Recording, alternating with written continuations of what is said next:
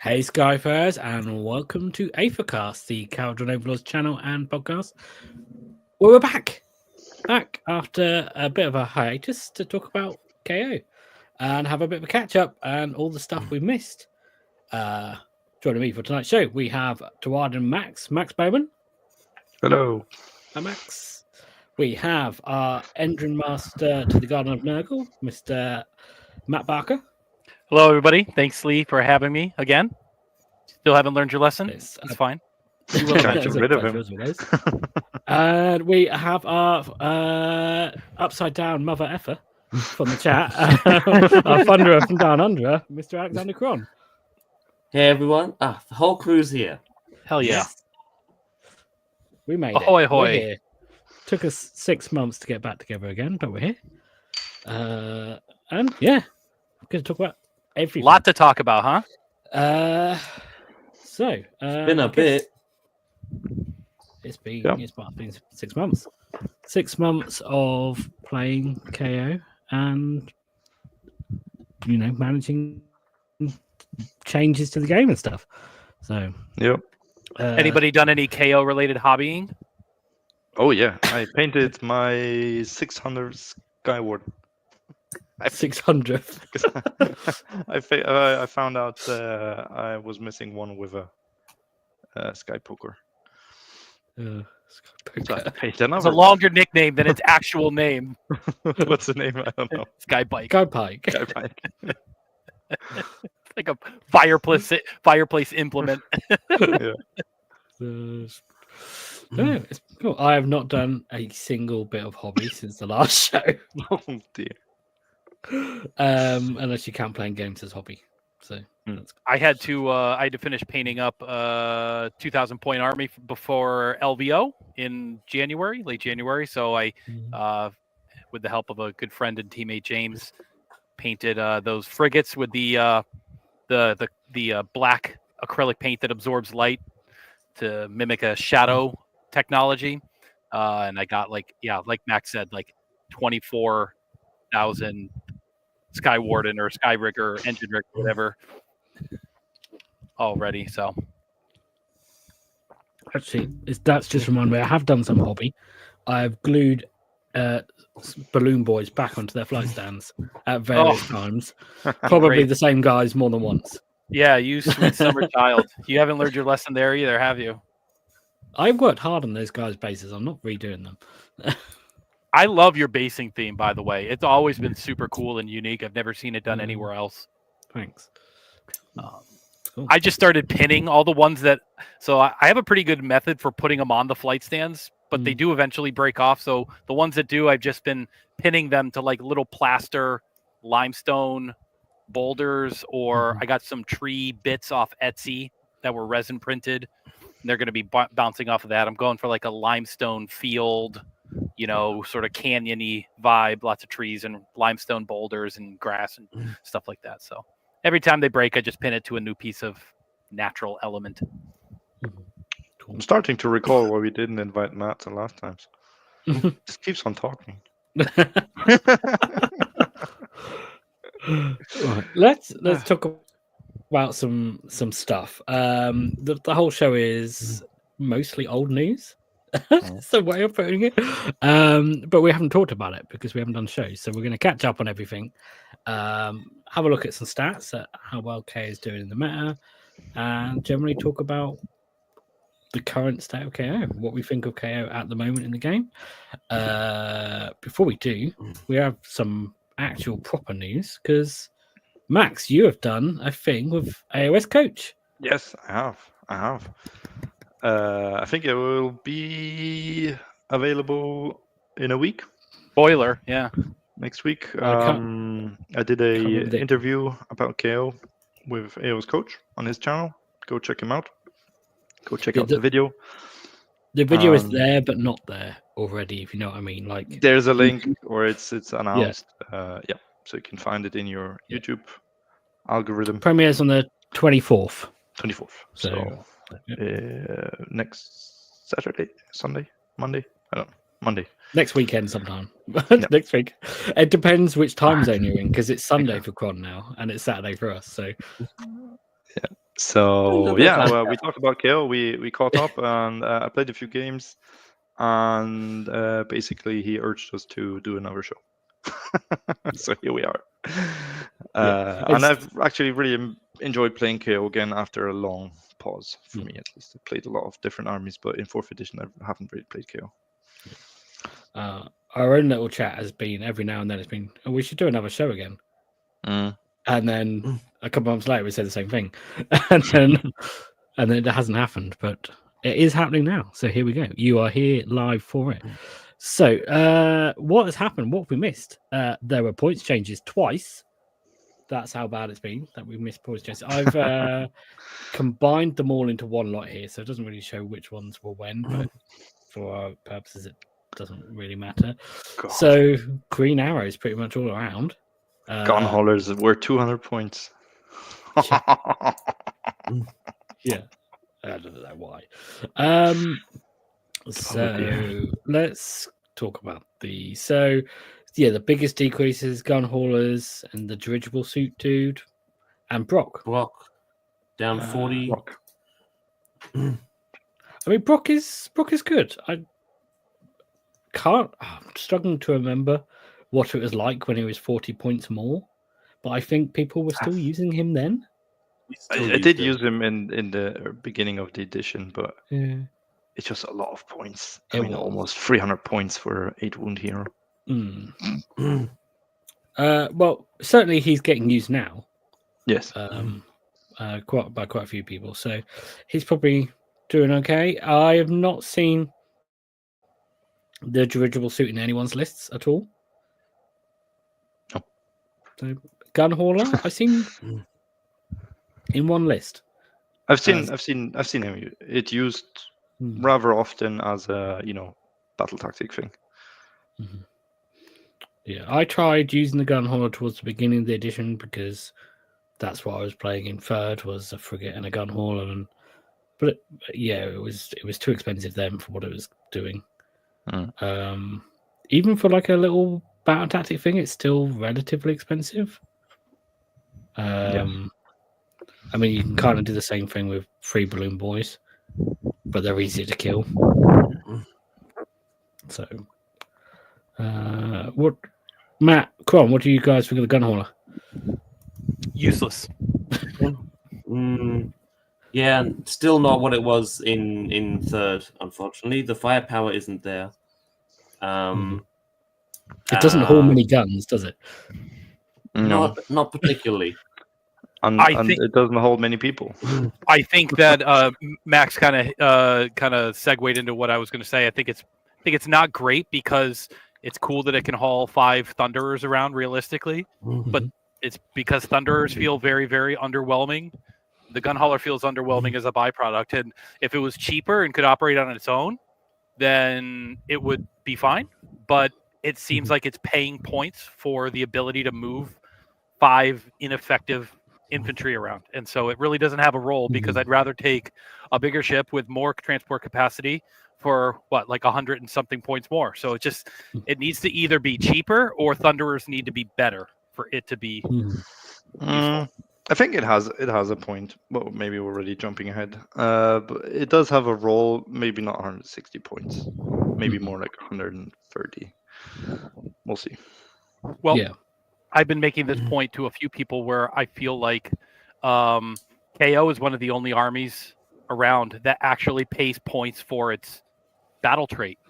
Now, I know that balancing is done with the battle trait, but if you think about the amount of output that a frigate or an ironclad does in terms of damage or DPS, it's not worth their points cost in that tier. An ironclad isn't doing 500 points of damage. And so where are the other points being accounted for? It's the transport capacity and the ability to move models the way that we can. And I don't know of another army that really pays a points penalty for having its own battle trait. So I think in general, bringing this back to the slide, I think all 3 of the boats are overcosted by a significant amount. I'm talking 20% overcosted, in my opinion, my own opinion. Yeah, I could do with a frigate ironclad going down at least 50 points each. Yeah. Right. frigates need to be around 260, somewhere in that range, plus or minus 10 or 20 points to feel. I mean, they do 4 damage a turn. Depending on if the cannons hit or the carbines wound or whatever. They do 4 mortal wounds with the bombs. Sure. A lot of times I'm not using the bombs because I'm not flying over people in the movement phase. A lot of times I'm flying up to them because I've pulled back and then now I'm going forward and punching. And that's just with my specific list, I suppose. I wish bombs worked with power through. That'd be really cool. Or we had the battle ram, right? Then now you're talking. I'd rather have cool shit than like a cheap unit. I'd rather have a unit that costs more but does things. So does things, yeah. Yeah, sure. I mean the frigate maybe pays for the assault boat ability. Yeah, which is fair. The Ironclad, I don't know. 500 points feels a lot. It's always been about between 480 and 510. It's always been somewhere there. I think. Well, there was a point where it went down to 380. Do you remember those days? When your double clad list was a thing? I think that was before the double clad was 480. Yeah, there was a point like in end of first edition, maybe, or something. It was 380 points before my time. Yeah, it's not long ago. But I think you were around that. But I think the Ironclad is the problem is you're paying for that engine work and the potential to carry 30 guys. So, which is funny because you can't even do it and have your 30, in the sky. Yeah, it doesn't work. So it's frustrating. Yeah, but because I think from non-KO players' perspective, that list that was running around at the beginning of 4 with 30 Thunderers and an Ironclad, nobody liked that. Oh, it was awful. It's a horrible list to play against, and that's why the Ironclad is so many points still, because it can do that, but it would probably be better if it was less points and didn't have that engine work option. Because the other engine works are nowhere near as impactful as doing that, really, if you think about it. Maybe what I would like to highlight here is the code right. 80 points for a hero is as cheap as it gets in the game. I don't think there's an infantry hero in the game that's cheaper than probably 80. not. It went down 30. That's a I think because no one played it since they released the model. Yeah, but I think it's a shame because it's an awesome model. It's cool. I'm actually painting it right now. 80 points is cool because it unlocks a regiment. For 80 points, you can actually fit stuff in. Or and it's a great. The ability is okay. The ability is fine. Yeah, the ability's okay. I mean, I feel like if you use him, you are mostly using him because he's a cheap hero. Exactly. Yeah. Yes. There is a very specific build you might want to use him in as well because of the nature of his buffs that he does give bonuses to charge and things. So it just so happens that list also, likes to have a cheap hero in it. So adjacent to what Max is saying too, code rate makes a great field sergeant if you're playing like an infantry heavy list for whatever reason. If you wanted to play lots of foot thunderers or a blobs of Arcanauts, he makes a great field sergeant. So let's quickly run through some other units then. Which ones should we talk about? Balloon Boys, do you think they're pointed okay at the moment? Yes and no. For the damage they can do, yes, it's fair to have a reinforced unit of Skywarns cost 260. They will out damage comparable units at that price. But then you're paying 260 points for 12 wounds on a 4-up save. With a -1 to hit. Okay, but still, they're not very survivable. So I think in the end, yes. they're okay. They're probably worth it for the potential damage they can do. They can put out a ton of damage, and 120 points, 130 points. That's okay, I think. Yep. But if someone looks at them, they'll die. You just there's no two ways about it. Always been. It has always been that way. I think they're finally pointed great in relation to each other, because a lot of times one or the other at different stages of whatever battle tome or edition we're in have always felt like the obvious choice. And so, but Engine Riggers, the healing is good. It's decent. It's helpful. The Sky Wardens basically power through light, mini power through, really great. And so it only makes sense. And it might only seem like 10 points different here, but usually people are taking reinforced blobs of these. So in reality, it's essentially a 20-point difference per infantry block.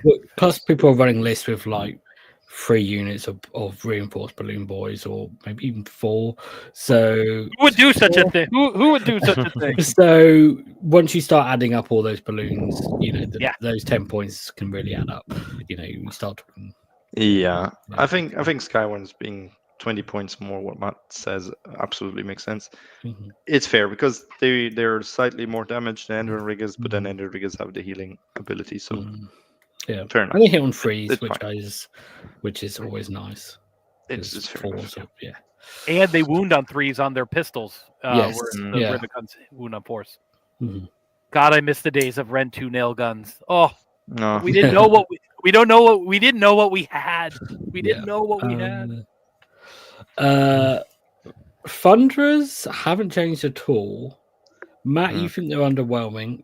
Very. Max, how do you feel? I love them. Amazingly, I'm still the Thunderer stan. Yeah, I think they put out lots of damage for me. They're pretty tough, especially with neg 1 to be hit.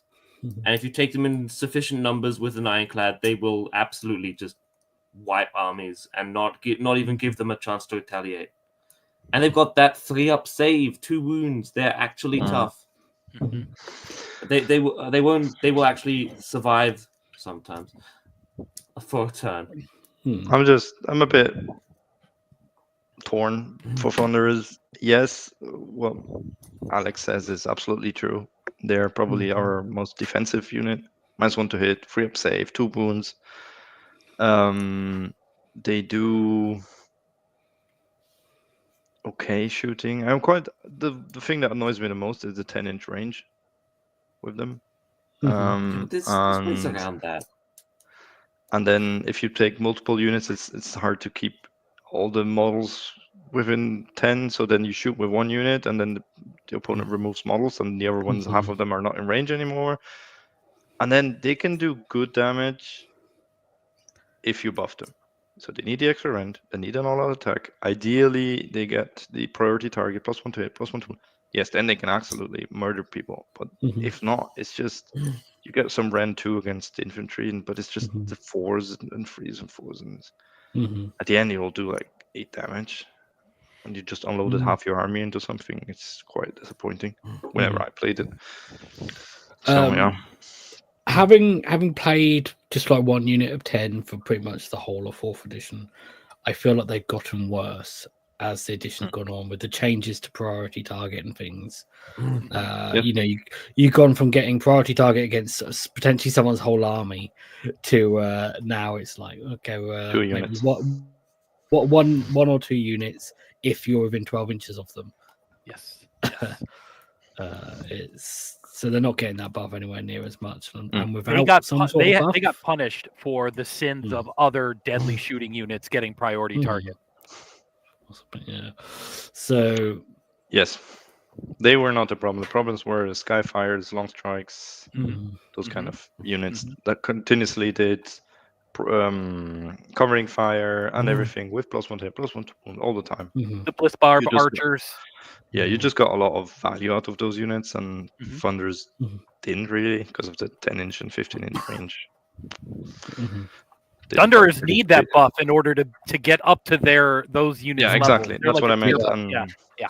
And now you're investing a lot of points into a unit that still is not contesting an objective. And the funny thing about being top with them doesn't really matter in some ways, because you're going to end up most of the time redeploying away if you've got them somewhere, and they can't brawl in combat in any ways. They're still a shooting unit, so they go into combat. It's a bit of a problem unless you can pull them out with the ship. So yeah, it's they might survive. The issue is if you put them at 120 points, people will spam them. We will see 40 Thunderers again, because then you get the problem. It's too many wounds for too cheap. You get a lot of wounds with -1 to hit, free up save. Yes, and you'll go down that route. Stuff is too cheap. It's too hard to kill. You'll win through that aspect. The problem so is the war that's scroll. their problem. The problem is the war scroll. Just needs to be better. I mean, for me, the biggest pain point for me was the cannons going from Rend 2 flat 3 damage to Rend 1 D3 damage. Massive difference. Now I understand that they were a problem when you could stack an extra 1, 2, 3 effective Rend on them, so you're getting like Rend 4 flat 3 damage. Like that was not fair. That was not okay. But now they lost those buffs, but then they also dropped Rend and damage. And if the cannons were simply Rend 2 flat 3 like they were, Thunderers, I think I would probably find them useful, certainly, especially since now you have four people carrying a cannon now instead of 2. So they can actually do some damage. They can actually punch through Stormcast armor, Chosen armor, Cavalry on the 3-up. I mean, the extra Rend against infantry helps on the other guns. So Rend 2. Rend 2 against infantry makes them with chemists. Rend 3 against infantry is pretty good. And the fact it's 5 shots per gun, so you can. That's pretty much your firepower, and they've got. It's 2 out of 5. So they have 6 ablative wounds before they actually lose any proper firepower. You just keep those shotguns, like the deck sweepers, as the last ones to be standing, and it's a lot of firepower still. Like they're very good against the big medium infantry, like Kroxigors and all the FAQ units. Horrors. Horrors, like they're very effective into that kind of unit, and it is a popular unit type at the moment. They're like half an anvil, but half a shooting unit put together. Yeah, they don't really go into either role is the issue. Exactly. Yeah, the issue is you make him too defensive, you have an issue. If you make him too good in shooting, you still have the balancing shooting issue. I think they need some ability, something that makes you take at least maybe 2 5-man units, some ability like the old covering fire. You shot something, you got a debuff. Because then you're thinking about, okay, I might take that gunholder with 5 guys, shoot at that unit. Now that unit is, I don't know, half move or -1 to hit or whatever. What if it makes sense to think. What if they were allowed to use their weapon profile, their shooting profile in melee at like a -1 to hit or something? Like, what if instead of fighting in melee, they were allowed to use their guns at -1 to hit? I'm not sure. Kind of interesting. I mean, this was sort of the problem in the end in 3rd edition when the Fumigator's ability was actually kind of too good in combat, wasn't it? Did too much damage. Did like 9 mortal wounds with Fumigators. Yeah. To segue a little bit, because we haven't spoken about all of the heroes. Do you think Thunderers would be better if the Chemist was better? Absolutely. I.e., more reliable. If the Chemet was actually just happened and not on a 3+ or a 2+, yeah, for sure. Make it a 2+. Yeah, he's a dork right now. Yeah, and then you wouldn't have the spamming problem so much because if they're only you'd be the chemist kind of useless having the chemist because you get the extra Ren, but then it's only a free up, and then the -1 to hit is useless because everyone getting -1 to hit from the ship.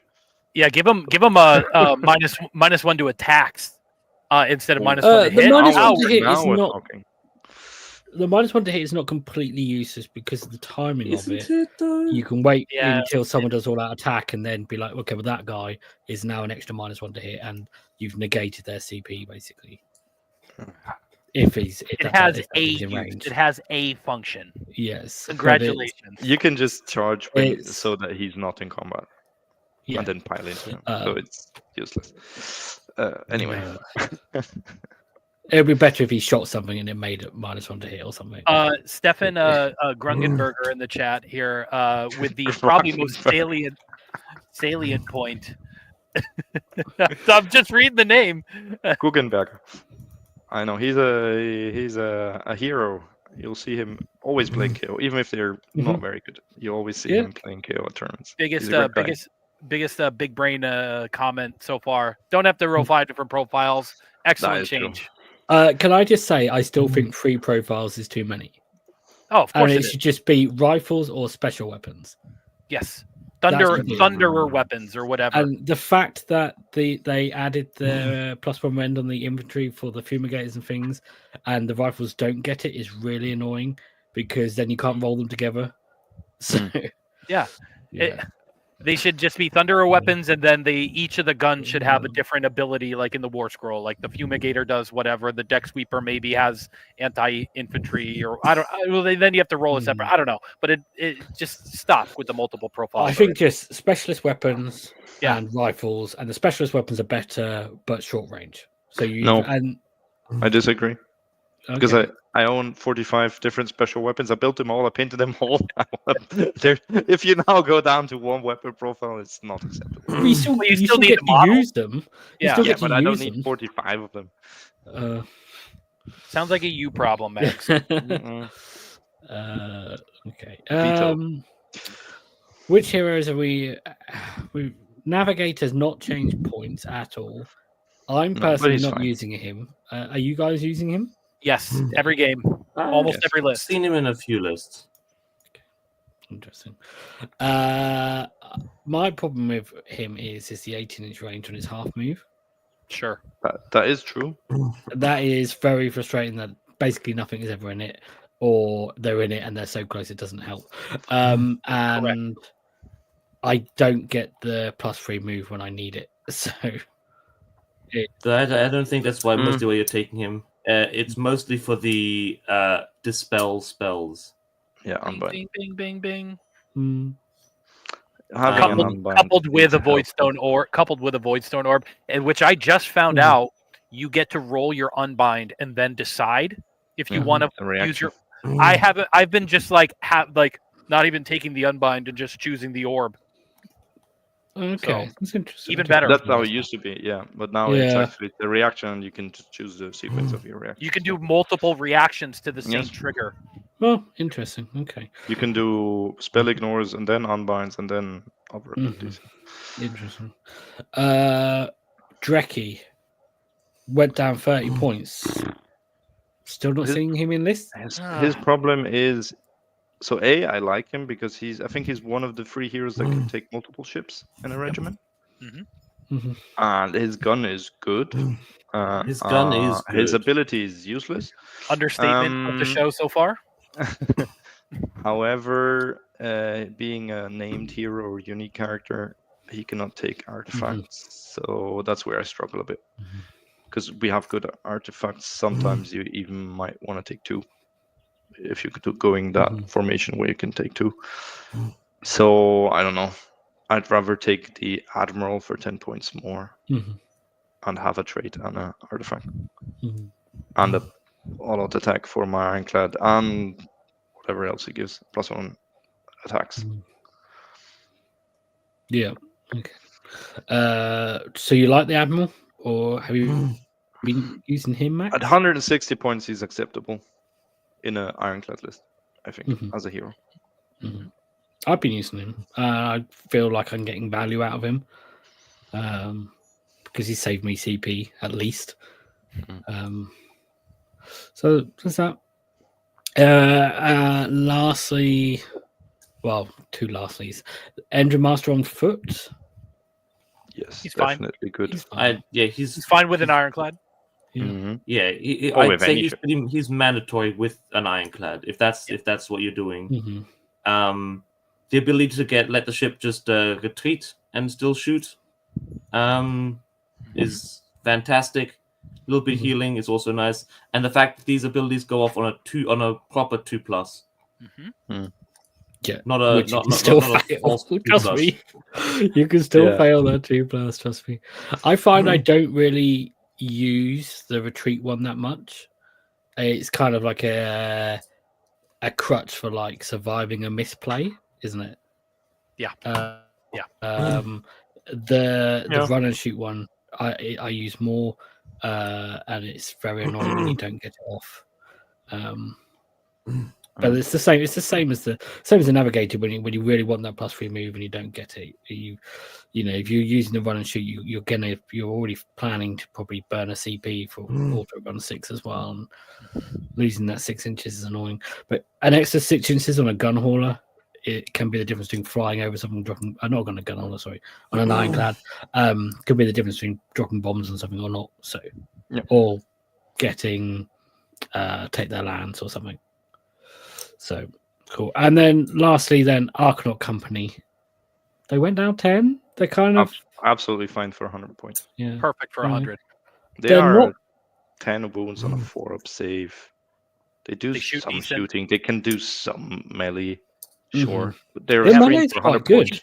Cheeky crit mortals in there. Pike.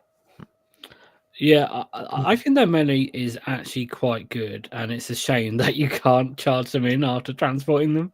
Yeah, you never could. Just be why, but because I wish you could, because they had like less armor, they're more nimble or whatever. They had some cool rule like that. Well, they are like basically ship's crew. Do you know what I mean? They are like the normal ship guys, but you don't see a huge amount of these guys in lists. I think like 1 token unit or 2 token units. They're a screen. That's what they are, and they're perfectly fine. 100 points for that. On that save. Great. They're fair. Leigh, can I say something real quick about Drekkie? Yeah, of course. I think Drekkie is a decent hero. Glad to see him go down 30. Much love to Barrack Mornar for me. His main issue for me is that he suffers from a problem of the frigates themselves, because I tend to pack my frigates full with 12 models, and so not being able to transport him and his buff needing to be so close is what kills him for me, because you basically have to transport him around, and now you can only move 1 other unit. So you can only move like 6 unit of engine riggers or what have you, or maybe Thunderers if you're trying to do a in your face roadblock type thing. But I think would be you don't need his buff. Right. Well, exactly. So I think a really elegant fix might be something to do with the larger way that transport is done in general, where the foot heroes don't count as taking up a unit slot for the transport capacity, because they have a captain's quarters, right? So like the frigate and the ironclad, they have a captain's quarters. They can have 1. Maybe the ironclad can have 2. The gun hauler, maybe too small. But like the heroes shouldn't take up a whole unit slot, because otherwise you're missing out on so much of the transport capacity for the very least for Drekkie, it could just be that he could go in the Aisling. Sure. Without because he's got his own little penthouse in there, his own little loft, private bunk. It's a fair point. Yeah, absolutely. That's his issue. Yeah. But that's the issue with frigates overall. It's a 12 models, 2 units thing. Because Brokk has the same problem, but at least he moves 12 inches.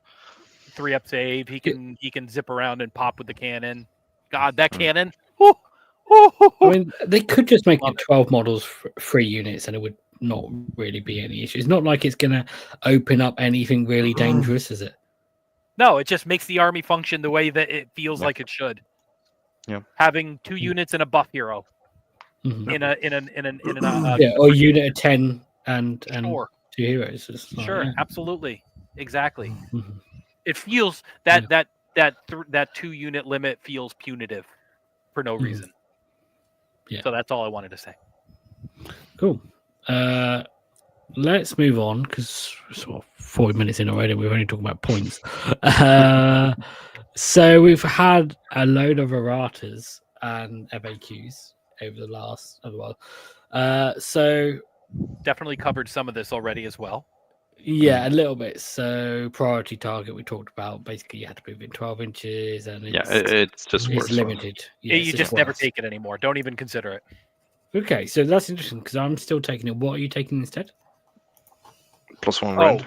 yeah, +1 rend. The +1 man. Rend On free Sky energy. Wardens, or rend 3 engine riggers is totally valid too. I Yeah. usually put it on Sky Warden, so Mhm. I just tell my opponent everything is rend 2 on if they charge.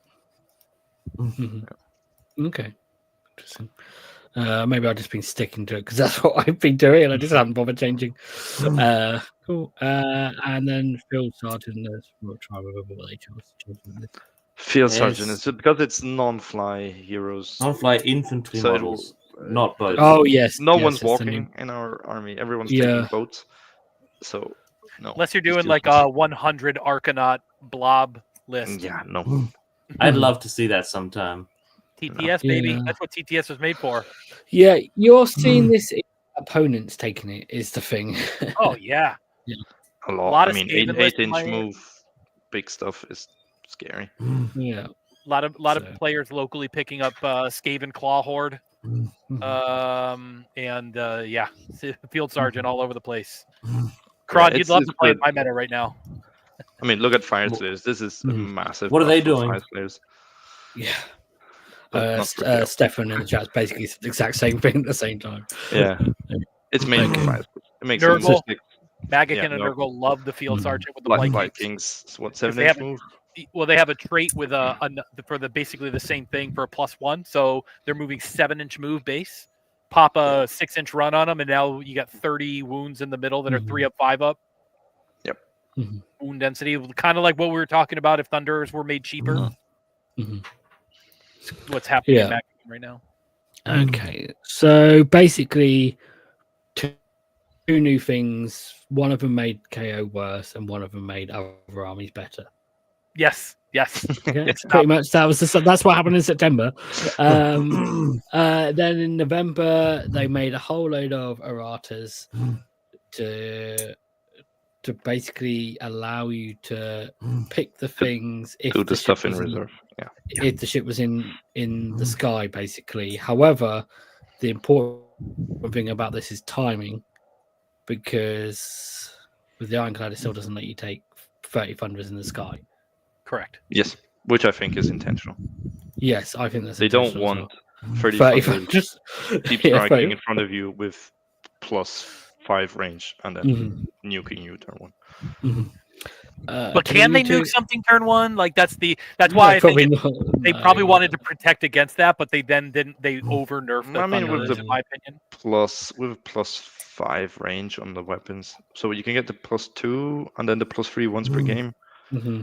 Your opponent's not just putting their important stuff in the woods, and then you just can't target them. Like they need to be 15 inches, and the other guns are now what 20 inches. No, 23.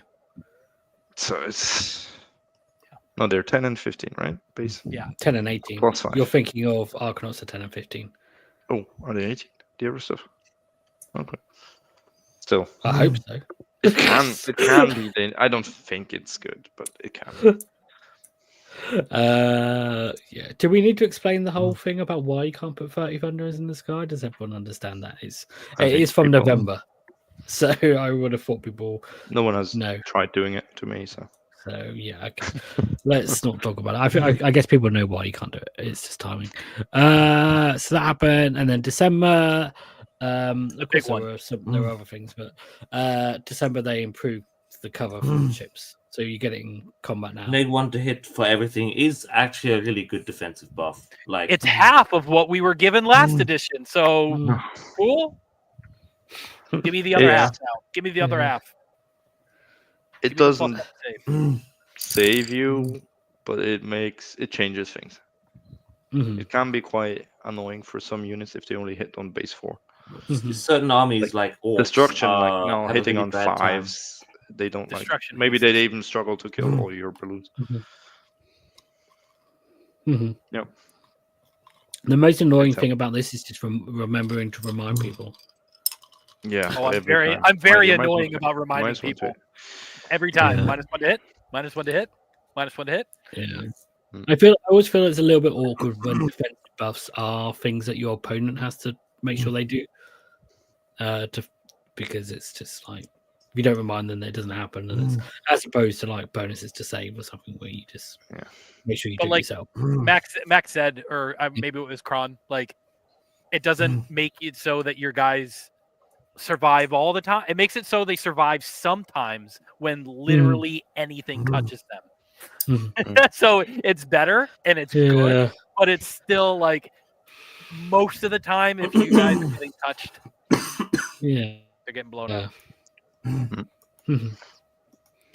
Okay, and I think one of the more important things is the seasoning, the initiative change, which from a game perspective, being able to take the double turn and still do a battle tactic if you're 6 points behind is a big thing. So good. It's really good. Yeah. It's good for KO as well because generally we play in we're still doing what we did before, where you go behind on objectives, make sure you're getting your battle tactics, kill your opponent's armies, and then try and catch up, aren't we? So we've got some tricks to try and keep us there on the objectives a bit by redeploying and putting models onto objectives and things. But my opponent on Thursday night found that out the hard way. Mostly though, we're not going toe to toe on objectives and swamping the board. No. So it wouldn't be unsurprising to end up in a position where where you might want to take the double turn, and being able to get a battle tactic at the same time is helpful. And we're not. I don't ever feel like I'm ever going ahead by 6 points much early on. If I am ahead by 6 points, it's late game, and it's your opponent's got so little left that it doesn't really matter. It depends because we have options of really messing with battle tactics. Absolutely. Countercharging a frigate, they're going to strike first with 2 units, or redeploying, shooting that one unit that was trying to take their land or the flanks or whatever. Redeploying a unit onto an objective. Now they don't score more. There's a few things. But yeah, I think normally we give away first turn. I've stopped setting up on my home objective if I can help it. So either if I go first, then I can score really low and then let my opponent score really high the first turn. Right. So then I can take the initiative and later on, or the other way around. And then or you can do attack on 2 fronts really easy on turn 1. That's what I've been doing if you're going second. Yeah. Yep. I mean, you still have to take one that your opponent controls, but and usually they reach out and grab one of them, and then I just slam into them with a bunch of frigate and bubbles. Yeah. Yeah. I mean, if they go aggressive and take one of your home ones, that's gonna be a nice easy one. Cool. Let's move on and blast through these because most people know what these changes are. That was most of the changes. There was a change to redeploy as well. Because originally, when the edition started, you couldn't redeploy with a boat and still shoot at the boat, or would redeploy with any unit and still shoot. And then they changed it, they reworded it, but left the FAQ in saying that you could do it. But now you can only do it if you run and shoot. Yeah, it's not a big thing for KO, which is why I haven't got on the slides because we have the ability to redeploy the boat and then just shoot with a unit. So and the boat run and shoot only works in your turn, so it would never apply. And then of course there's points changes to all the other armies and FAQs for those guys as well, but and more recently they confirmed that you can countercharge with a frigate, which I don't really know was a question. No, I think it was pretty clear that you could. Yes, but the same with Brokk, that you can run and charge and still use the assault boat ability. I think what throws people is your charge phase thing. I've seen people question that with other abilities and other. It's the same with counter charge. Yeah. Yes. It's the same wording, so and that works. Yeah. Counter charge. I literally have to answer this question almost every time I play a new player. Counter charge works as if it were your charge phase. Exactly. So it doesn't matter if it says your charge phase and ability. It's just like if you charge and cool. So let's look at before we move on, look at some stats. Do you guys have anything else you want to say about the sort of changes we've seen over the last? There was a great change to banishing, but we can't banish, so let's move on. Okay. How many times a game does it take your opponent to ask you if you want to counter spell or unleash spell before? I tell them every time my army has no access to priests or wizards. Every single time, it's kind of a meme, and then eventually, like maybe turn 4 or 5, they just blow right past it because they know I don't have anything. Yeah, I don't normally get like specifically. Do you want to like do a counter spell? It just gets to the end of the hero phase and like, do you want to do anything? It's like, well, you haven't killed anything, and so I can't rally, and therefore there's nothing I can do. Yeah, but like we've gotten the chances have all been we've slowly gotten better. Definitely, we're in a better spot than when we were at the start of the edition. Yeah, there's a few reasons, but maybe we can use the next slide as a base for the discussion. I think it depends on your perspective of the beginning of the edition, because I think we, for the very first couple of weeks, took a lot of people by surprise in how we played. Sure, when people really didn't know what the redeploy was, but then you could if you go from that perspective, we've probably gotten worse. But if you go from like the first couple of months and then compare that to now, then we're better. Well, the first couple of weeks when you could still assault boat and take a unit out of combat and then just put them back in combat and then strike first. So when somebody charged you, you just struck first. It was great for like 3 weeks. The problem was people could cast shackles into you, and then you had to cover fire on the shackles and stuff like that in the beginning. Yeah. It's just it was a bit a Wild West situation with the manifestations. But yeah, I think let's look at the stats. Stats. So these are all taken from Warhammer, so props to them for providing all these stats and having them on their website. You can go look at them. So KO currently sitting at 49% win rate. So okay, in the fat middle, but the lower half. Yes, and quite a lower elo. Yeah, there's some more slides on, but the helo's a weird thing because it's kind of like a chicken and egg thing. unless those players are playing other armies as well, it's I think are they lower ELO because they're playing a bad army, so they're not doing very well? Are they lower ELO and therefore the army's bad? I think one of the more a very telling stat on here is the number of games played. If you look at KO, they're one of the lowest, except for other armies that are just not popular in general. Cities, Daughters, Cruel Boys are attached to like 2 or 3 other armies, so I kind of just put all the orcs together. But like, I think what you're seeing across the competitive meta, at least, is the games that are being played by Kharadron Overlords players are played by dedicated people who really love this army. They love the army because it's not easy to understand. It's not new. If you're like, oh, I want a new army. I've got 2 or 3 other armies. Let's start another one. Oh, the KO look really cool. And then you start reading the rules and you're like, wait, how does this army function? And then a couple of games in, a lot of people just seem to drop it, I think.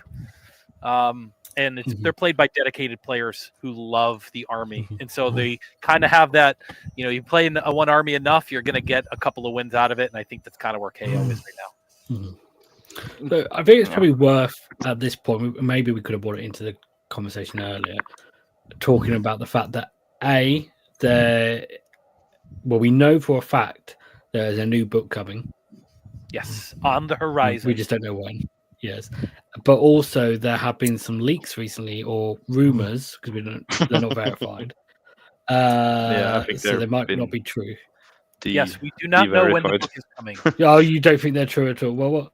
I've heard people saying that this is just what someone wrote together on a different forum as a wish list. A wish list. It looks like somebody is like trying to get revenge through like. Because it looks like this army personally wronged me. Cool, you're getting a buff. I hate Slaves to Darkness. No more 3d6 charge. Like it's I think for a quarterly battle scroll, it's too big of a change with a general's handbook coming in 3 months. So. And Leigh, you're right. We have no idea when the battle tome is coming. Why would we have that knowledge?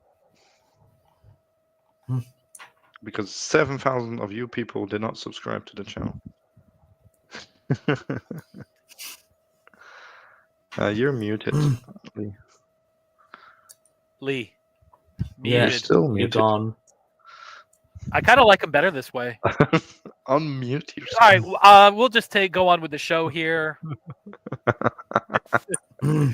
Hacked. There it is. How Got him. mute myself. I must have lost connection with the mic. I have no idea what I was trying to say, and you never heard. You were laughing.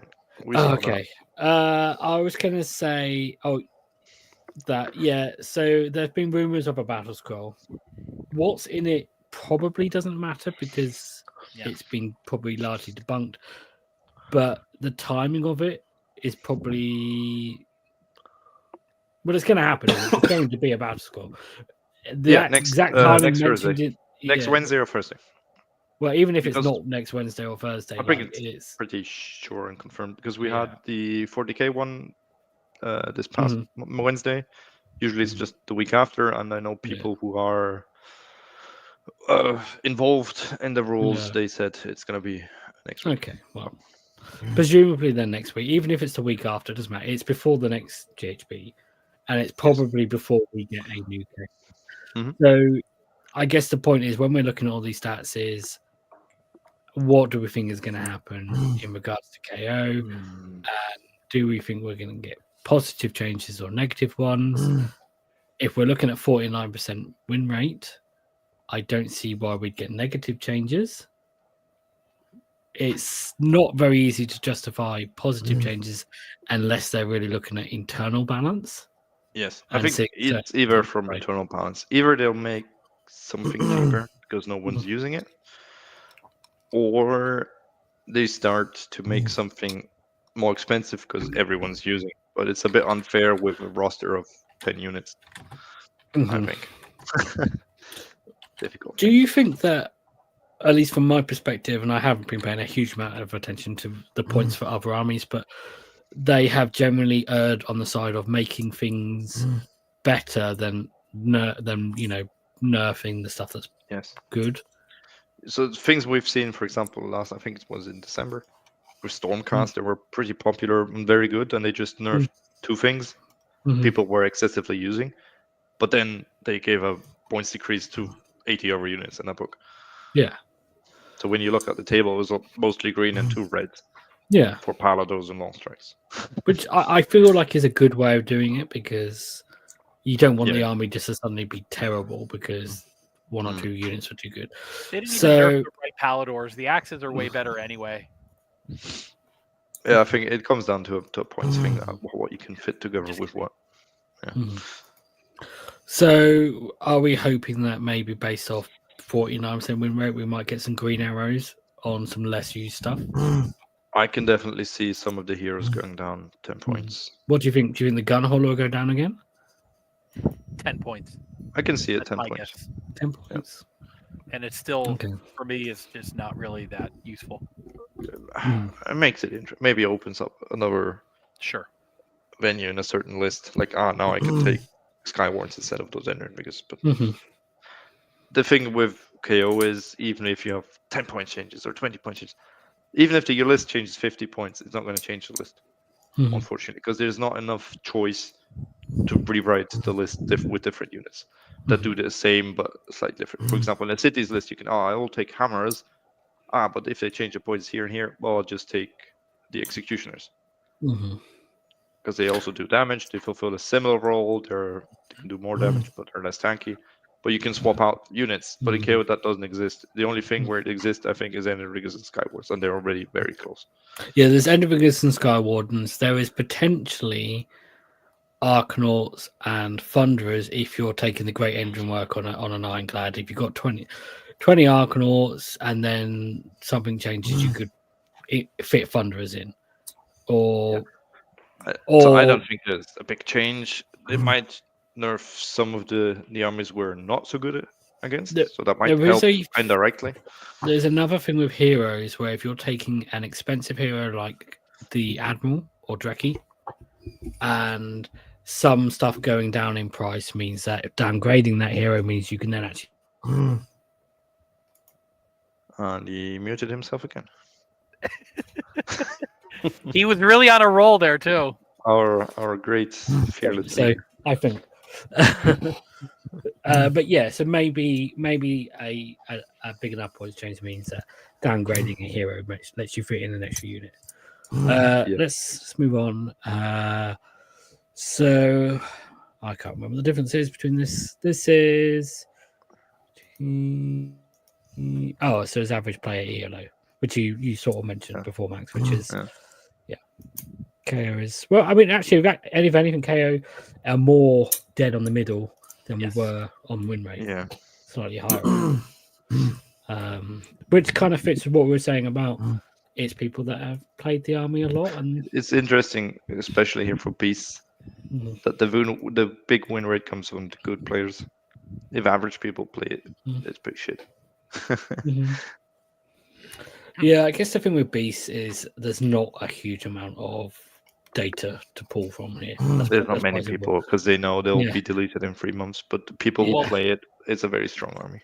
And there's a couple of Beast of Chaos players, especially here in America, namely Matt Wynn and Gavin Grieger, that are really driving up the ELO there because there are tremendous players who contribute to a lot of events on the ITC, and so they're obviously going to skew the results of Beast of Chaos a little bit. So the players I know here in Europe, I mean, there's Owen Jackson, and then there's another guy here from Munich who he's really outplays people. But the other, I don't see anyone else playing. Nah, I mean, he traveled to Southern California and played Beast of Chaos here at the Old Town Throwdown Team Tournament. That's where I got a chance to meet him. Yeah, he wanted to come over to Germany for a tournament, but he got stuck on an oil rig. But that's a different story. It sounds like a great story. No, the people I knew that were playing Beasts have moved on. Yeah, they all sold their armies last year, basically. Yeah. So okay, let's move on because there's not a huge amount to talk about with ELO. This is popularity. So KO is down here. More popular than Fire Slayers. More popular than IDK. More popular than Yeah. He's getting really good right now too. Because IDK are really on the rise here at the moment. They're good win rate, good results, and I see a few of them. Do you think people get put off IDK because they're hard? There's just a lot there to paint and like a lot of intricate little bits. No, you don't need a lot to paint. And the IDK players, they already own 60 eels from second edition. No, I mean as in the technicality of the like from a starting the army perspective, you're like that's going to be complicated to paint as opposed to like some orcs. No, I think IDK probably are more interesting to start thinking because KO have the problem. It's a shooting army in a melee game, and the other one they're very steampunk. So the aesthetics is very different because they're that steampunk vibes. And IDK have that thing. Oh, turtles, eels, fish. That's cool. So people buy into the army. I think, or are more. I think it's more likable than KO, and especially Fire Seals because everything looks the same. But I mean, just mean generally though, like the difficulty to paint, like these armies are all relatively easy to paint. Every one of those armies you just highlighted is just like so slap choppable. It's not even funny. Yeah. Okay. You got literally every single one. Yeah. I own a fully painted Flesh Eater army that I started after Christmas and finished within a month. Yeah, exactly.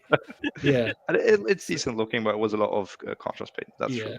Leigh, what's really interesting about this graph right here, especially where Kharadron Overlords are, is look at the difference between KO and the number of players that are playing it that have high player ratings versus some of the other armies at the top where you have like Stormcasts and Slaves to Darkness that have larger. Like KO's half of the people playing it are very, very, very like 5 out of 5, the highest rating tier.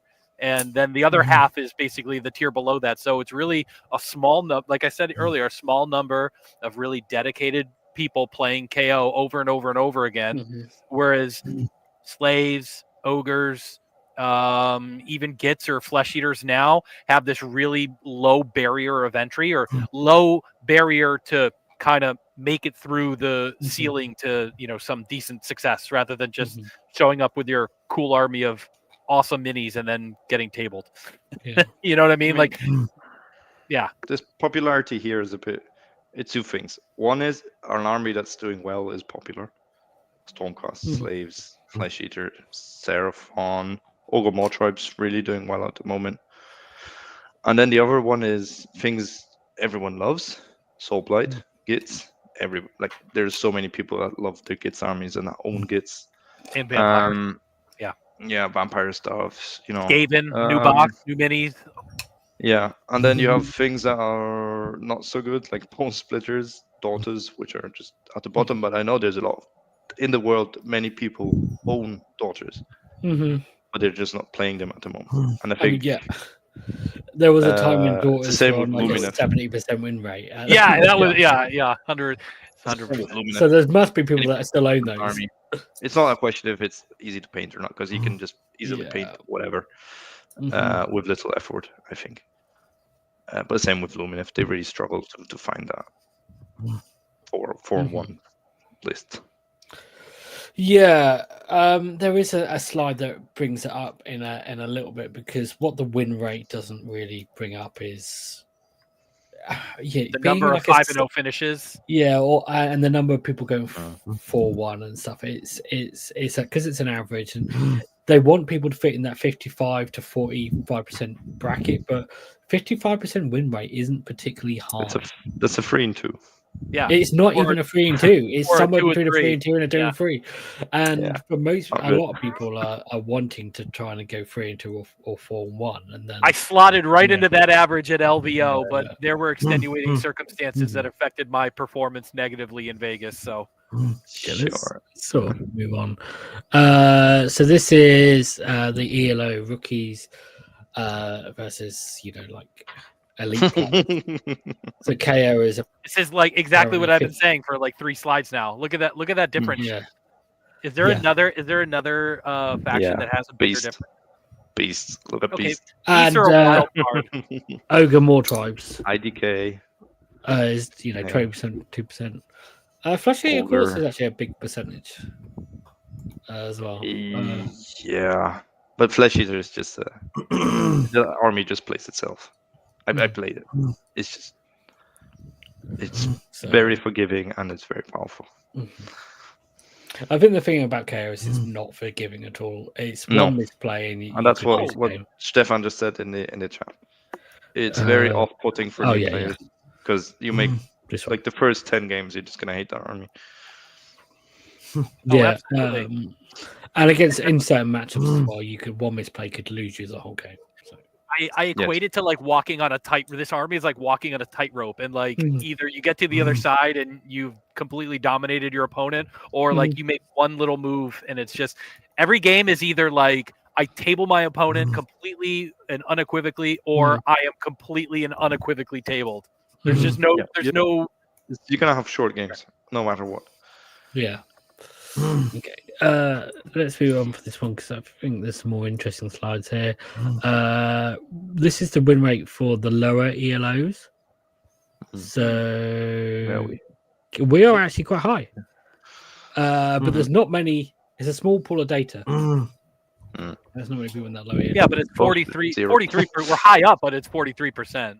Yes, I think what this is saying is a lot of new players are playing us because they're getting games in because the models are cool, but then they're not doing well when they go to a tournament. Well, no, I mean the slide before was showing there's not many new people, but the new people that are, or the people that have got lower ELO, are actually doing quite well, and I guess that's just because shooting. Shooting, and I think because KO are, I think they're very good into the lower tier armies. that you're eventually gonna end up like if you lose your first 2 games with KO, you're gonna end up like in bottom tables, and then you're gonna dominate. Then you'll blow up the person with the Skaven army that just showed up for fun. Yeah, or whoever, that guy that pushes his iron drills around. Yeah. Okay. Moving on, and then number of wins. So this shows the number of 5-0s and 4-1s. So KO is here. 1-5-0. 1-5-0. I don't actually know who that was, and that was a missed opportunity for. Did he? Don't think so. Jeremy has not played KO this edition.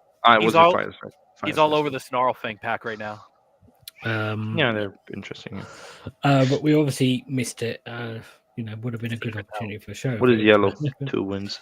Yellow's 2 wins. 2 wins. Yeah, 2 wins. Yeah, because green is 0 wins. Yes. So it does seem like the biggest majority in KO is 2 wins, which is a lot of people where that 49% is coming from, I guess. Yeah. Because 2 wins and then a few 3 wins. Yeah. See this, and this. I think this sort of slide is more useful than win percentage because the armies are like you got things like Mega King and Nurgle where like the vast majority of people are getting. I know that's really great. You're gonna go 3-2, 3-2 with Magakin because you have a 5 board on your army and very forgiving. Flesh Eater Core says Stormcast where it's but then very high percentage of with Stormcast, you're gonna be 2 or 3 or 4 wins. Like, it can be anything, or even 1 win. Like, I know. Just whatever. I wish the bars had little percentages of the within their faction. It was like this percentage is 2 wins. It's this amount, but then this percentage. Yeah, but the reason I highlight those ones is because they got a high amount of 4-1s. Yeah, but also a high amount of 1 and 4s. One and 5. 4. But that's just because the army is so popular. You'll have everyone playing it. New players, 100%. Yeah, when you're getting that high percentage of 4-1s, it probably means the army is fairly good, or there is an amount there that doesn't. And it's get kind a lot of 2-3s, balancing itself because you can be very good in a lot of 5-0s, but then there's a lot of noobs playing it, and it's 0-5s, and it doesn't seem strong. But it actually, in the right hands, it is very strong. Like Flesh Eater Courts is more 4-1s than there is 3-2s or 2-3s. And so, and it's got 5 tournament wins. So, and you said before, Max, it plays itself. So that indicates some problems. But I don't think that was really quite obvious from the win percentage. It wasn't sitting right at the top, was it? So, in fact, what was sitting right at the top was just like beasts, wasn't it? Yes. Yeah. So splitters, yeah. Yeah, beasts. It's just because there's so little data there. So, yeah, when you look back at KO and you like KO, Lumen, just all of these armies where it's like the yellow chunk and the blue chunk is quite high. Like they're the ones that you kind of hope are going to get a bit of a boost. Except Blades of Krohn.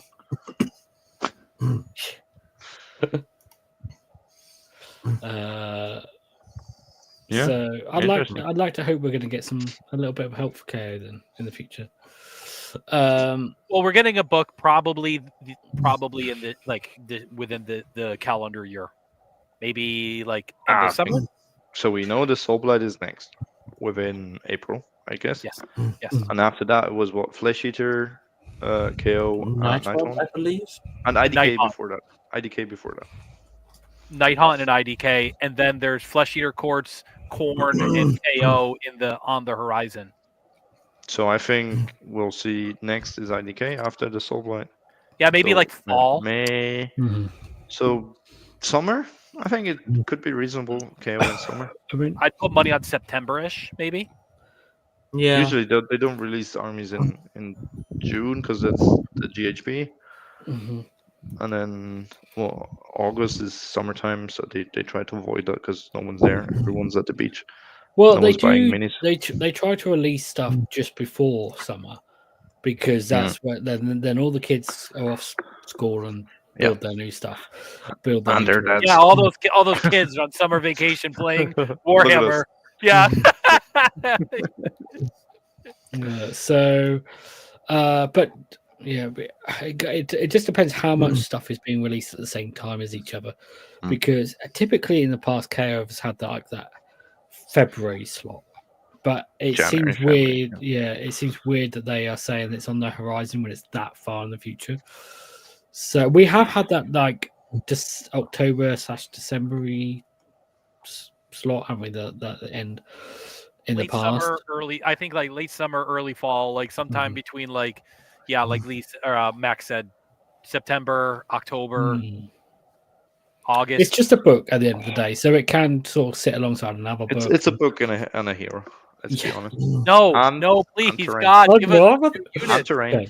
We'll get terrain. Terrain and 2 Everyone's new getting terrain now.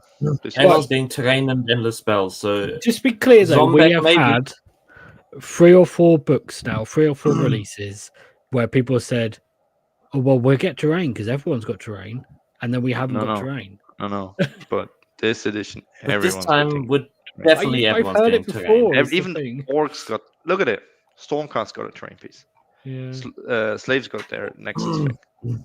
Ironjaw's got a terrain piece. Okay. Soulblight will get their little mausoleums. Everyone's getting one. Because now I think they moved the terrain production from China to Britain. So everyone's getting it. You're getting a terrain, and you're getting a terrain, and you're getting a terrain. Why not? Everyone It's a $60 kit you have to buy. Yeah. Okay. So I guess back we'll then. get something, and we can do another show where we get our tin hats out and try to figure out what it is. A zombie. Please give us A 2 new lot of units. them are getting their own manifestations. So I don't know if they'll do that for. It's not happened. If they'll do that for KO, I don't know. Hadn't we said back when the third ed book came out that there was a terrain piece that was created? It just didn't get to the printers on time. Yeah, with the Aether War box with Zeech. Yeah, 2020. Okay. So do you?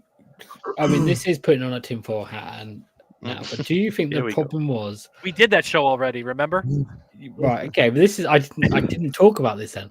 So, do you think the problem was they wanted everyone to have a terrain piece, but it all happened during COVID, and then they couldn't physically do it.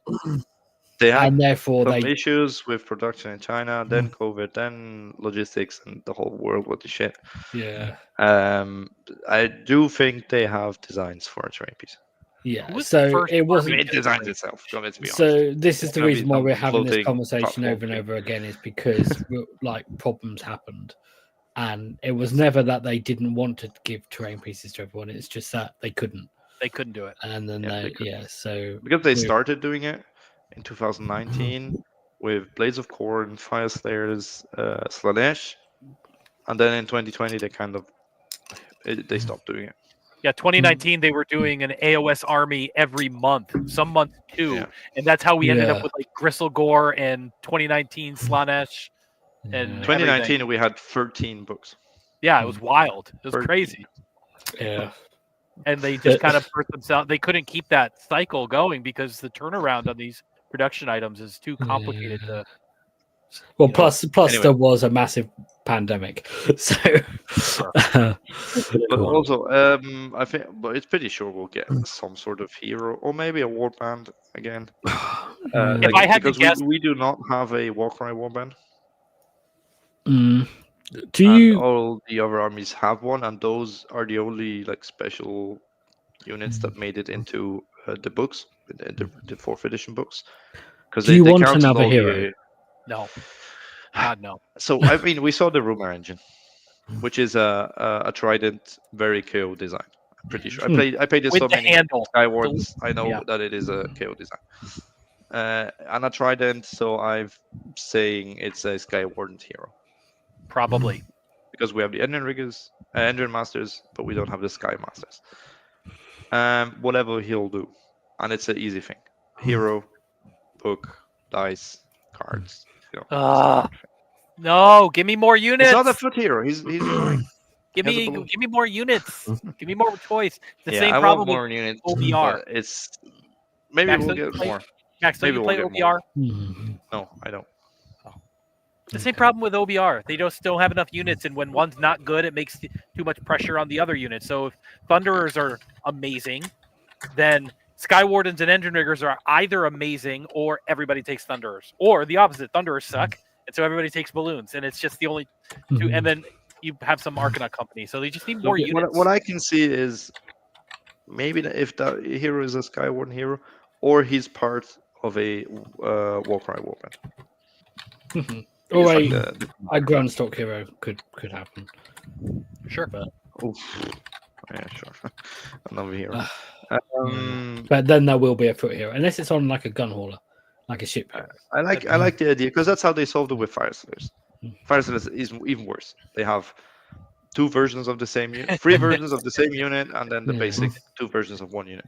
And that's then all the units 8 they have. heroes that all look the same. And then 20 heroes and monsters that are do nothing. And they introduced the Flame Seekers as a Warcry band, gorgeous models, little Magrodovs, and they actually fill a slot because they're the anti-monster tech and can do some things. And I can see them doing that for KO. It's like I think we had lore in the past about these Black Marines hunting endless spells when endless spells were a thing in the lore. Yeah. For special weapons, Like we Rogue have. So we'll get a unit that can dispel. I like a unit like the Witch Hunter guys, double damage against manifestations and priests and wizards. Because how do we banish endless spells? It's that we need to shoot them. You shoot them. That's how you So banish them. give me a 5-man unit that does like damage. That can go in a gun hauler. Endless spells. That can go in a gun hauler, exactly. And give a gun hauler. And now we're talking. Yeah. Okay. Not reinforceable. Let's look at 5 dudes hunting endless spells. Sure. This is the percentage of wins that Matt was wishing that there was. Yeah. So 44. So KO. 44% are 2 and 3. Yep. And then another 20% are each 4 and 1. And I know there's not many people playing post players, but Jesus Christ. Hey, it's free game, free results. It is free results. Yeah, so 44% win. 44% of 2 wins. So 60% of our 68% of our players are either going 2 and 3 or 3 and 2. It says it all right there. I don't know if there's like a positive / negative win rate thing on here. And now it's. No. Oh my god. Okay, well, let's move on to the list. Yeah. I got about 35 minutes before I have to hop off. Fly high. Yeah. Or redeploy. I think the redeploy difference to my between these couch. two is. Just kidding. Oh, this is with the 4+ wins and the 4 wins and 5 wins combined, basically. That's what it is. 4+ wins. It'd be. Yeah, I'd like to see a chart, and we could maybe do it. It's just like 3 wins and 4 wins, and 5 wins, basically positive win rates and negative win rates. But we know what KO is going to be. It's going to be mostly negative. It's just how far down the chart we are. Would be interesting to see. But 49% win rate, we're going to be below half, obviously. Cool. Yeah. Let's look at some lists. Cool. I wasn't actually really planning to go for the list, so it's kind of more if we happen to talk about someone's list that we could then bring it up on screen. But since we have them and we're here, let's talk about them. So Max, this is your. It's so if you're gonna watch the video with AO's coach in the future, but it happened in the past. Welcome to the zones with Australia. you will see a different version of this list, and me saying maybe I'll change this and this. I'll try it out. I have tried it out. So today, after that discussion, but before you seeing it, I'll bring this list. Very nice. It's a minor change. Basically, what this list is, it's 2 frigates, balloons, Brokk giving extra attack, running charge, and whatnot. I like the navigator because navigator things unbinds, extra move, and even half moving helps you to control the opponent. You could do this list with 18 Skywarns, but I only own 12, and B, I like the Ender Riggers for the honor guard ability with an extra rend, so you have -3 rend against infantry or whatever you're playing. So good. So good. It's pretty good because I think the extra red on Skywards doesn't do that much because already they do crit models. That's fair. I actually might switch. If you do backs. the statistics, Yeah. it doesn't change that much. I might actually make that change, Max. Thank you. And they have that extra attack. So with an all-out attack and the extra red, Ender Riggers will do slightly more damage than Skywards, but they're very comparable in that. So if you give them that.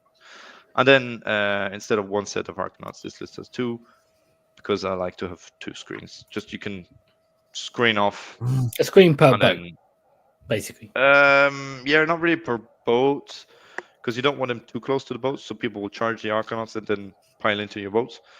But it's just those armies that can reach you turn 1, slaves, flesh eater, whatnot.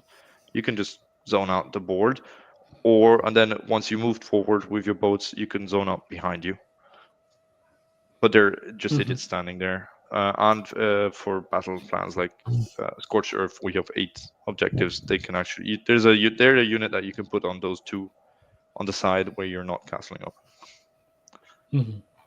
Basically, and then I think the idea of the list is pretty self-explanatory. It's all about moving in with the boats, charging with the assault boat ability, getting a strike first with basically 18 balloons. If Brokk is close, even him, and then just deleting people, and then playing the power through redeploy game. The biggest challenge with this list, I think, is keeping your stuff safe and where to place it, so you don't get just killed instantly. That's why the name is first at launch.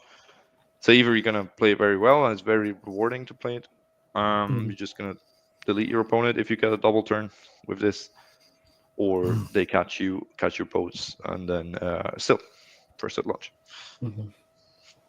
Yeah, but it's very fun. I enjoyed playing it. It really gave me the joy back playing KO. You like the skyhooks on the frigates? I always take the cannons. Yes, I do like him because, I mean, yeah, rent-free against monsters is great. You have those 4 shots. They can do damage. They will not guarantee to kill something, but they can. And just this guy, what's the other one? The Great Cannon. Sky Cannon. It's just a D3+1. It's a bit.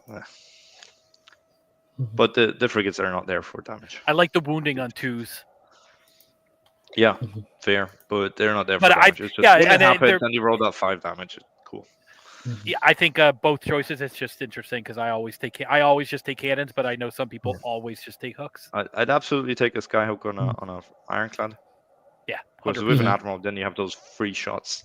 Yep. 2s and 2s, rend free, D6 damage. You can one shot. That'll nuke a Bloodthirster or Usharon or something like that. Yeah. Yeah, if you took away his board, definitely. And then you can roll a lot of 1 damages. That's what I do. Yeah, sure. But again, they're not there for damage. And then I prefer the burst grenade in this list because it just guarantees you can delete that 1 unit. Take a ward. You can just make sure you're gonna kill that for a battle like if you just need to get rid of it. And then the Fleet Master, because it plays into the redeploy trick, just rolling 2 dice and choosing whatever you want. I love the timing on the burst grenade because you can like auto run him if you're like, okay, well, it's a 12-inch range shooting attack, so I can auto run him 6. So now I have am I within 22-inch range of that thing that thought they were safe, and now all of a sudden they have no wards. Yep. Yeah, I think the Navigator is also a big candidate for redeploy your opponent's turn if turn 1, if they're not really threatening you, because now their stuff is within 18 in your hero phase. And you can do that half move, you can do that +3, and then, as Matt said, auto run him. Now he's in 12, use the ability, and it's end of turn, so it counts for all the melee that you're going to put in there as well. So that's great. Cool. That's the list. Yeah. I mean, this is it's a Brokk list basically. It is. It's a little bit more nuanced. I love the list name. First at lunch. It's a little first bit in more, the food court. Yeah. I mean, +2 move. Yeah. It's a little bit more nuanced with the 2 units of Arcanauts. I like to see that. We'll talk about a little bit more about Burst Grenade and Fleet in a minute, because I feel like that's one of those things that you can swap and change in most of these lists. It's not necessarily, the discussion is not specific to your list, if that makes sense. So let's sort of move on. Look at Matt's list. So which is another Brokk list. I will spare you from the Dwayne the Rock Johnson. Can you smell what the Brokk is cooking? Intro music. But I absolutely give it to my opponents at the table. I'm sure you can believe that. No, it's very similar. You'll see to Max's list with essentially one key note, and of course, right when I need to start talking, there's an airplane that's flying high overhead. But you'll see it's really similar to Max's list. 2,000 points on the nose, 2 drops. Brokk, a frigate, 6 Sky Wardens, 6 engine riggers. That's intentional. And then Navigator, frigate, 6 engine riggers, 6 engine riggers. So 2 boats, 12 balloons, and a hero in each. One of the heroes, the Navigator, kind of is there to buff the boat's movement, block a spell, and then be really annoying to like deep strikes and stuff. He usually just gets forgotten about after the second turn or so, and he's already done his job either with Cunning Fleetmaster, block a spell, maybe slow a unit, buff the ship's movement. But after that, turn 3, he's just kind of maybe holding down one of my back objectives, but he gets forgotten. He gets left behind. And that's totally fine as long as you know that going in. Brokk is usually kind of near the action, flying around, taking pot shots with the cannon, hitting things with the carbines that are close. But then the magic happens. So there's no screens here, unlike in Max's list. There's no screens. Your screens are your engine riggers, and using them to aggressively move up, control space, and then move back, and then punch back in on your turn. Or sometimes I've used the boats 1, 2, so I'll kind of bait something with one boat, move back, and then countercharge with the other one, with the second one. Is a very, very effective trick. But it's taking advantage of assault boat, just like Max's list. It's just I've gone way more skew, way more to one side of the pendulum here. Super fun. Not very engaging when you basically just retreat from taking damage and then delete something. A lot of times I'll find myself, most people think, oh, okay, so Brokk can run and charge, you buff up the boats with the Navigator, you're coming at me turn 1. Yeah. And then they'll get which you can do. You absolutely can do it if your opponent deploys for that. But most of the time what I'm doing is a lot of people see that and they kind of tend to turtle up or castle up. And then so what I'll do is I'll just kind of crash in, bounce out. I'll get a few tactics. I'll pick around the edges, like kind of like playing with my food a little bit, right? Come in, take a unit, bounce out. This list really shines when you can maximize power through with Transport Skyfarers. So in order to do that, you cannot use Transport Skyfarers in the movement phase. You simply move your units up.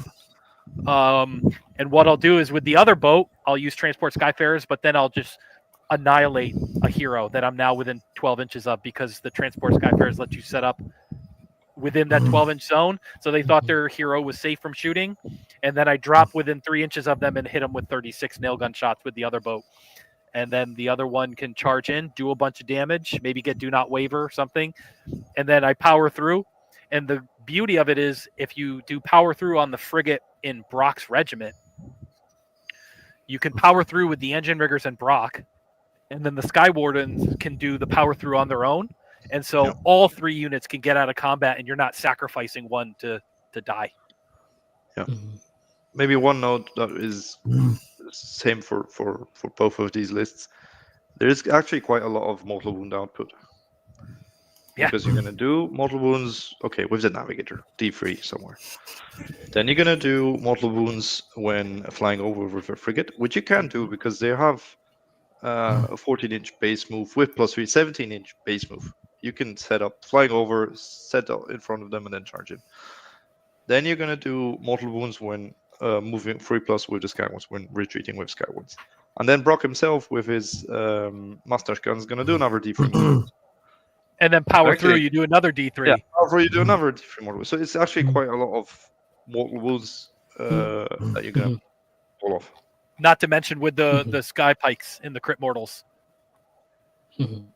Unless you said that and I just wasn't paying attention. I don't think you did. But that does try and get around one of KO's problems, which is high armor saves.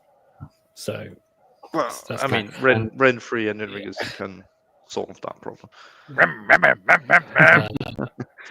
It's a lot. If you have 4 attacks each, I need to get like a little. I need to get like a little sound effect button that just plays a bunch of chainsaws revving up whenever I'm charging in. Because I usually do it with my.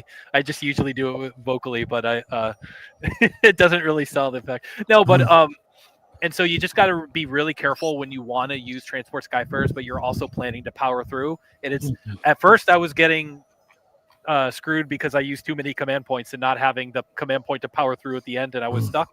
But then I realized that you can't transport Skyfarers and move, and so you have to perhaps not get as optimal shooting with the unit, but the being able to charge in, do so much damage potentially, and then just leaving, and then resetting up your screen so if they come to countercharge you again, you just redeploy away.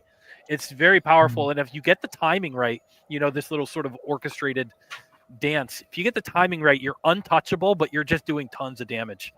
And or you can power through onto their home objective, you slam in and then power through over them and then just steal their objective from them. It's very very well, fun even with the assault bolt already, there's so much strategy in it, because you don't need to put your balloons within combat range of the opponent. They just need to be wholly within combat range of the frigate. Correct. You can put easily just do it to get one unit at the end of the frigate onto an objective, because they can still pile in. And since they're not in combat, they can pile in any direction. In this edition, you don't need to pile into the closest unit if you're not already engaged in combat range. So they can just pile away from boat onto an objective. If you want to do that with maybe a single hero, the navigator, because you got the space in the boat, whatever. You can go around all these rampages or start of combat abilities, because you're not within 3 inches when you are, but you count as charged, you can activate it, you go strike first anyway. And then you go in. So you avoid the fight last from Usharan, for example. Yes. You avoid whatever rampages, no commands, whatever there is. So there's a lot of play about. And with the question from Stefan, yes, absolutely. But you can always try to charge the boat into 2 units or pile into a second unit, which is just a screen or a hero or whatever. Yeah, you really. The boat needs to power through. The balloons can be on the other side of the boat. Yes. And it's great when people are throwing out manifestations all over the place, because I welcome that, because that's just power through fodder for me. You have a manifestation next to a unit, I charge in, I blow up the unit, or I put everything into the unit, and then I power through off the endless spell and get out of there. Can you power through manifestations? Yes, you can, because it's in the combat phase. They count as a unit. Max, were you saying about setting up the balloons on the other side of the boat, not in combat, from power through or from assault boat? From assault boat. No, assault boat, they have to go into combat.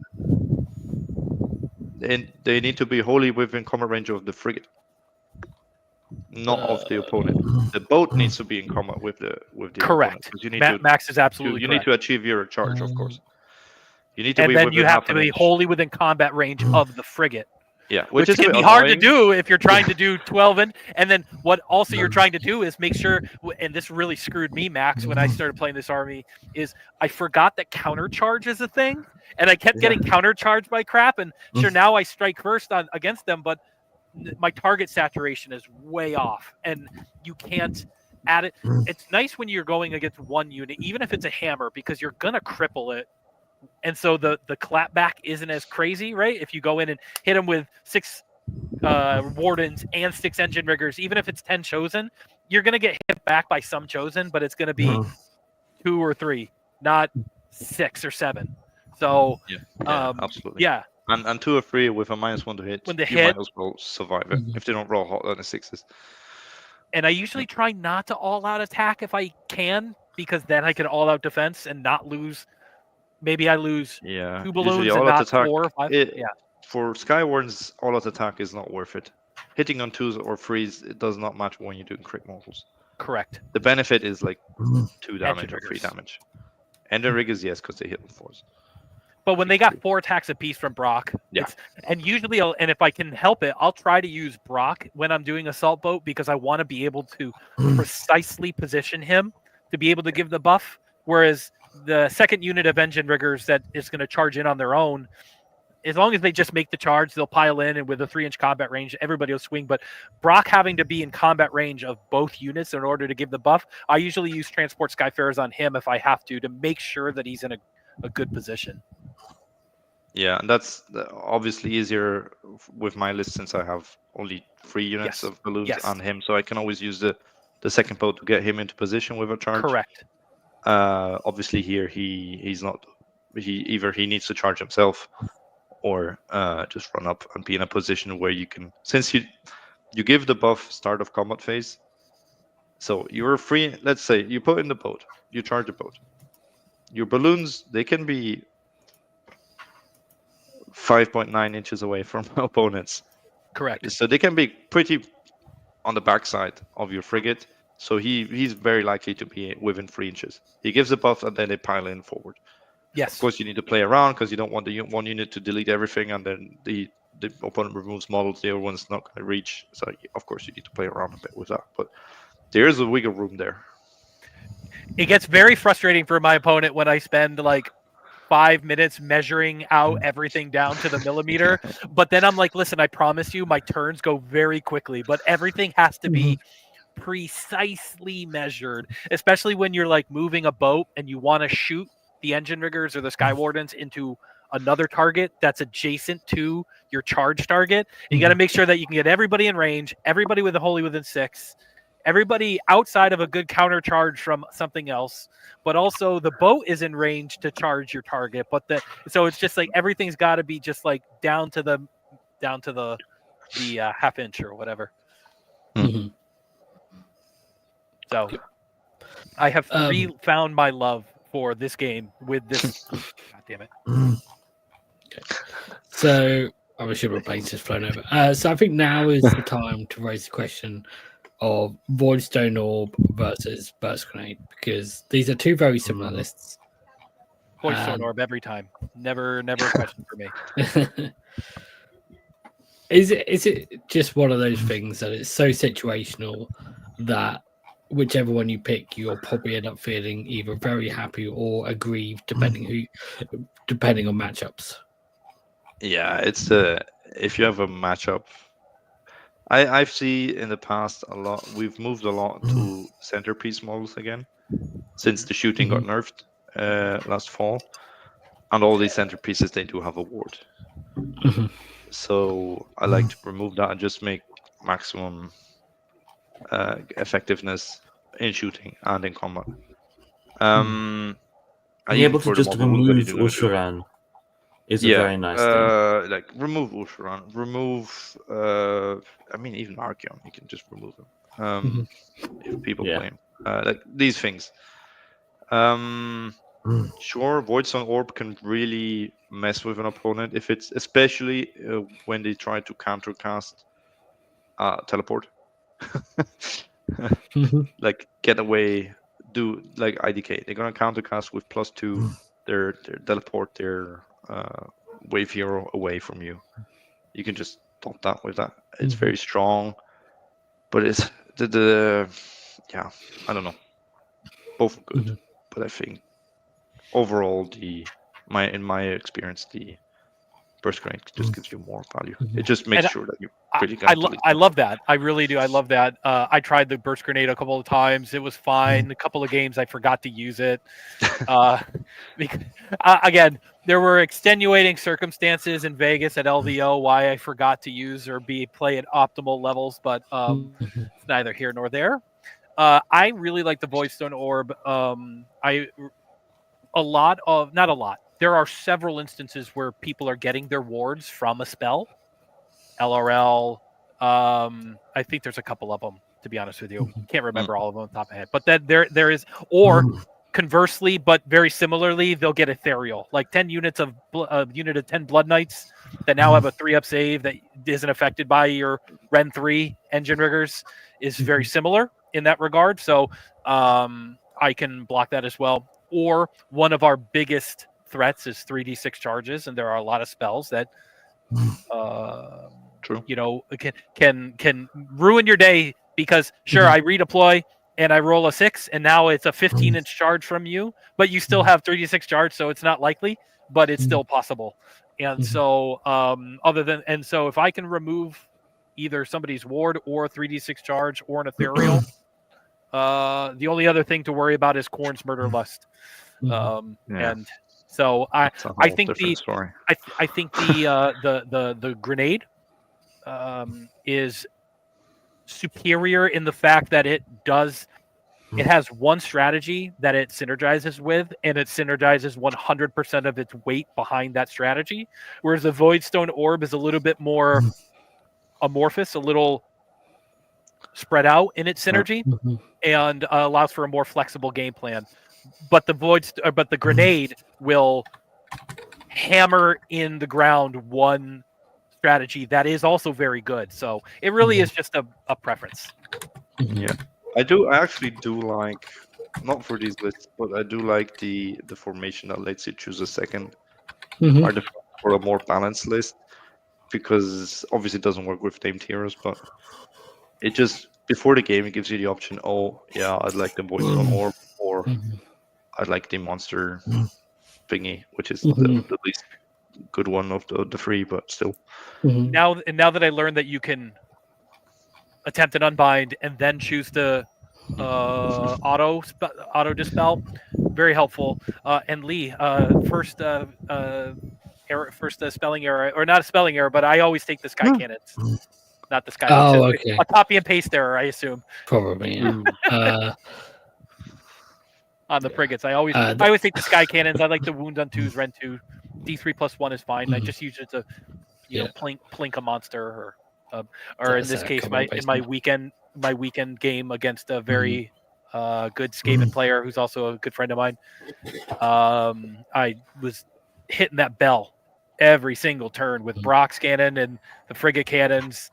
I had to get rid of that bell. It died turn 2 because he didn't hit the -1 to hit. I don't know if you know how the bell works, but on a 1 it takes damage. On a 2 through 4 it gets -1 to hit and a huge aura for everything. And then 5 or 6 it does like AoE mortals. And he rolled the AoE mortals, and I was like, oh, thank God, that thing has to die next turn, because -1 to hit on a KO army, and you might as well just not even bother charging in. Yeah, it's not nice. You mentioned the frigates. There is something I want to ask about the frigates, because Max, in your list, you're putting both frigates in the General's Regiment, and Matt, you're not. Yes. You're splitting them into the 2 regiments. So, correct. Which one of you is wrong? So maybe originally because before the other list had 3 boats, 2 frigates and a gun hauler, and the gun hauler went with the second regiment, because it's a neat little trick. You can put the gun hauler in fly high. Yeah. Just drop him down, take the land. Next turn you can do reclaim the realms. You can do flanks, whatever. He's just a battle tactic piece, which I do like.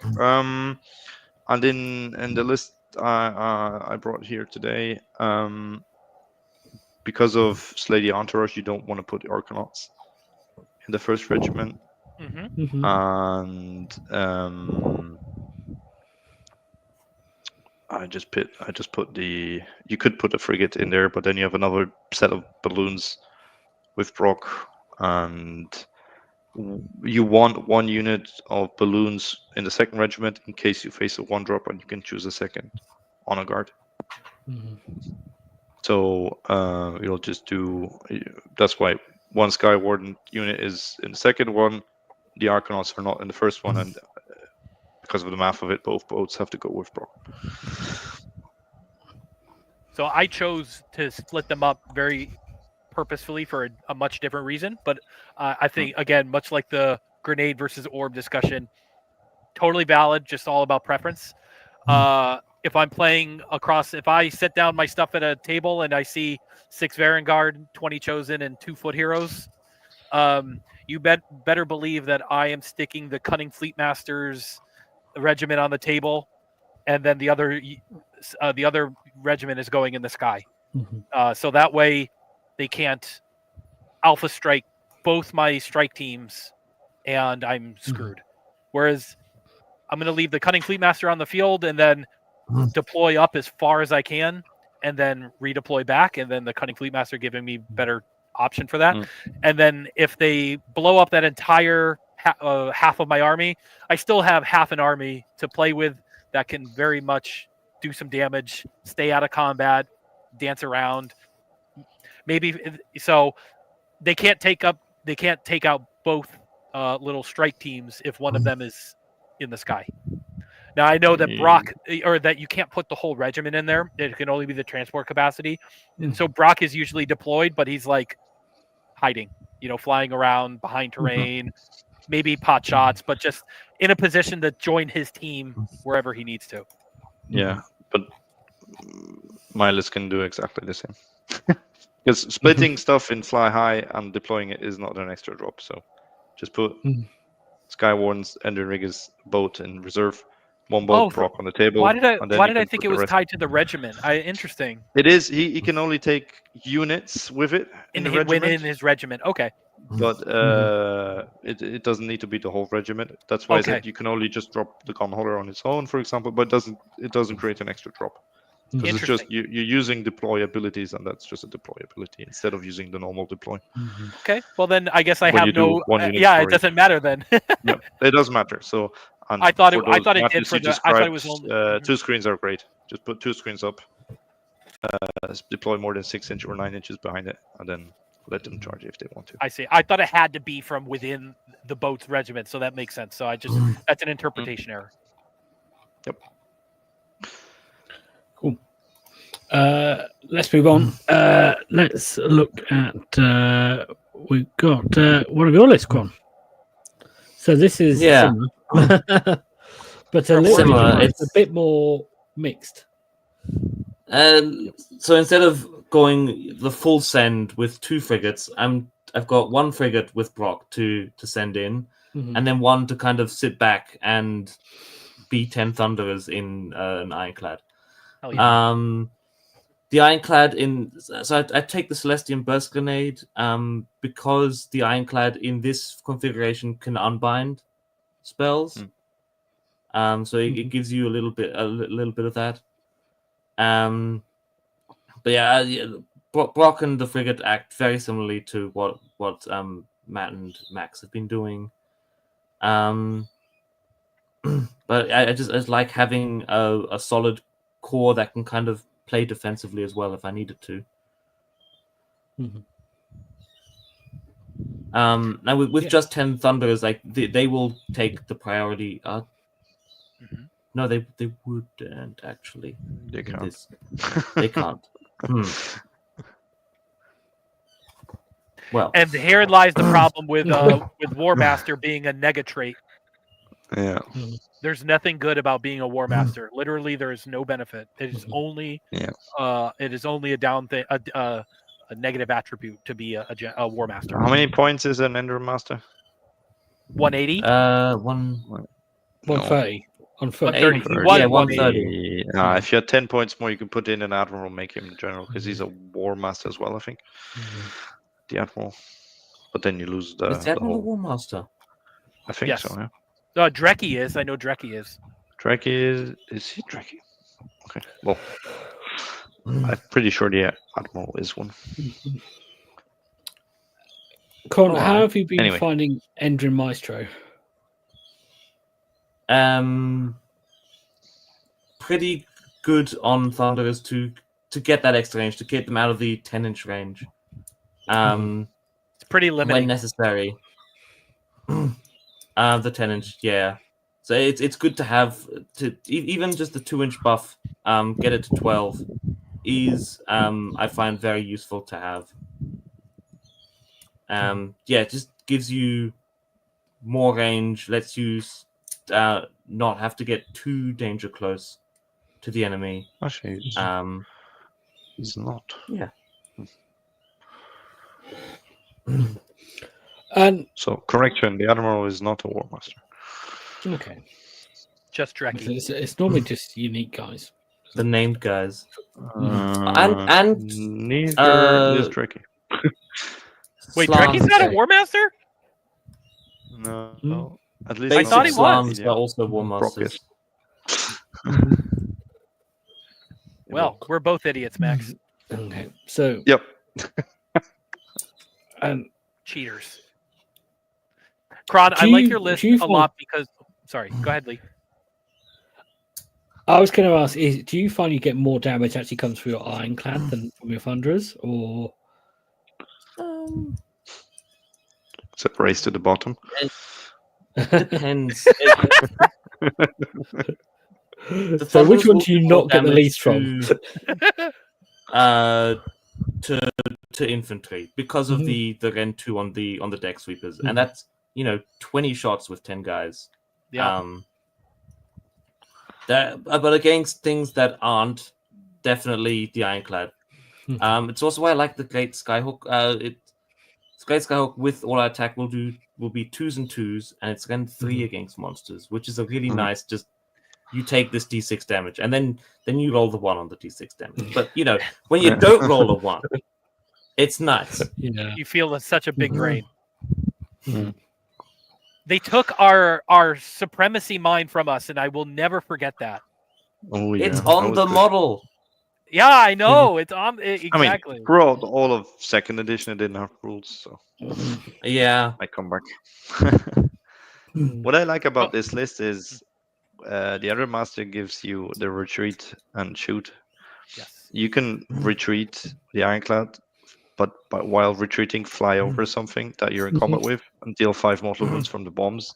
Maybe now Yeah, you're that's actually the unit is gone and you can actually have the Thunderers shoot something else. Mhm. And then if the they're still Thunderers were in around. combat, you can retreat, do damage with the bombs, still shoot with the Ironclad, and then shoot with the Thunderers because Yeah. they haven't retreated. Mhm. Yeah. Yeah, I like your list, Krohn, because it is more well-rounded than mine. Certainly more than mine, and a little bit more well-rounded than Max's, but way Most more definitely. well-rounded than mine. And I think it can stand up to, even if you do get charged by a couple of some hammers in the game are just going to wash over anything. But if you can stand up to, say, a unit of maybe unbuffed brutes or something charging in and be fine with 3-up saves, 2 wounds, -1 to hit, all-out defense, and then punish them, later on. Yeah. Classic hammer and anvil, like the Ironclad absorbs the charge, and then the frigate comes in and just sucker punches it. Mhm. And then you got riggers floating around that can repair it and everything. So I like your list because it can take on a variety of threats.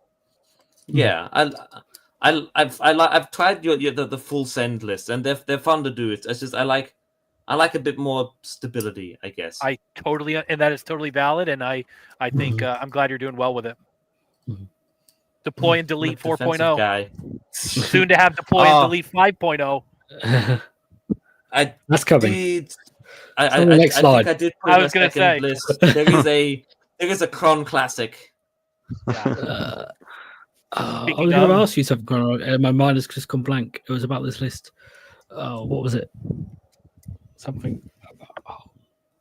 Oh no, my mind has gone blank. It was in my head a second ago. I was going to ask you something, but Oh, we have our first spelling error. Anybody catch it? Is it on a? It's not the intentional one, is it? Oh, maybe it is. Maybe it is intentional. I don't know. Is it attack? Yes.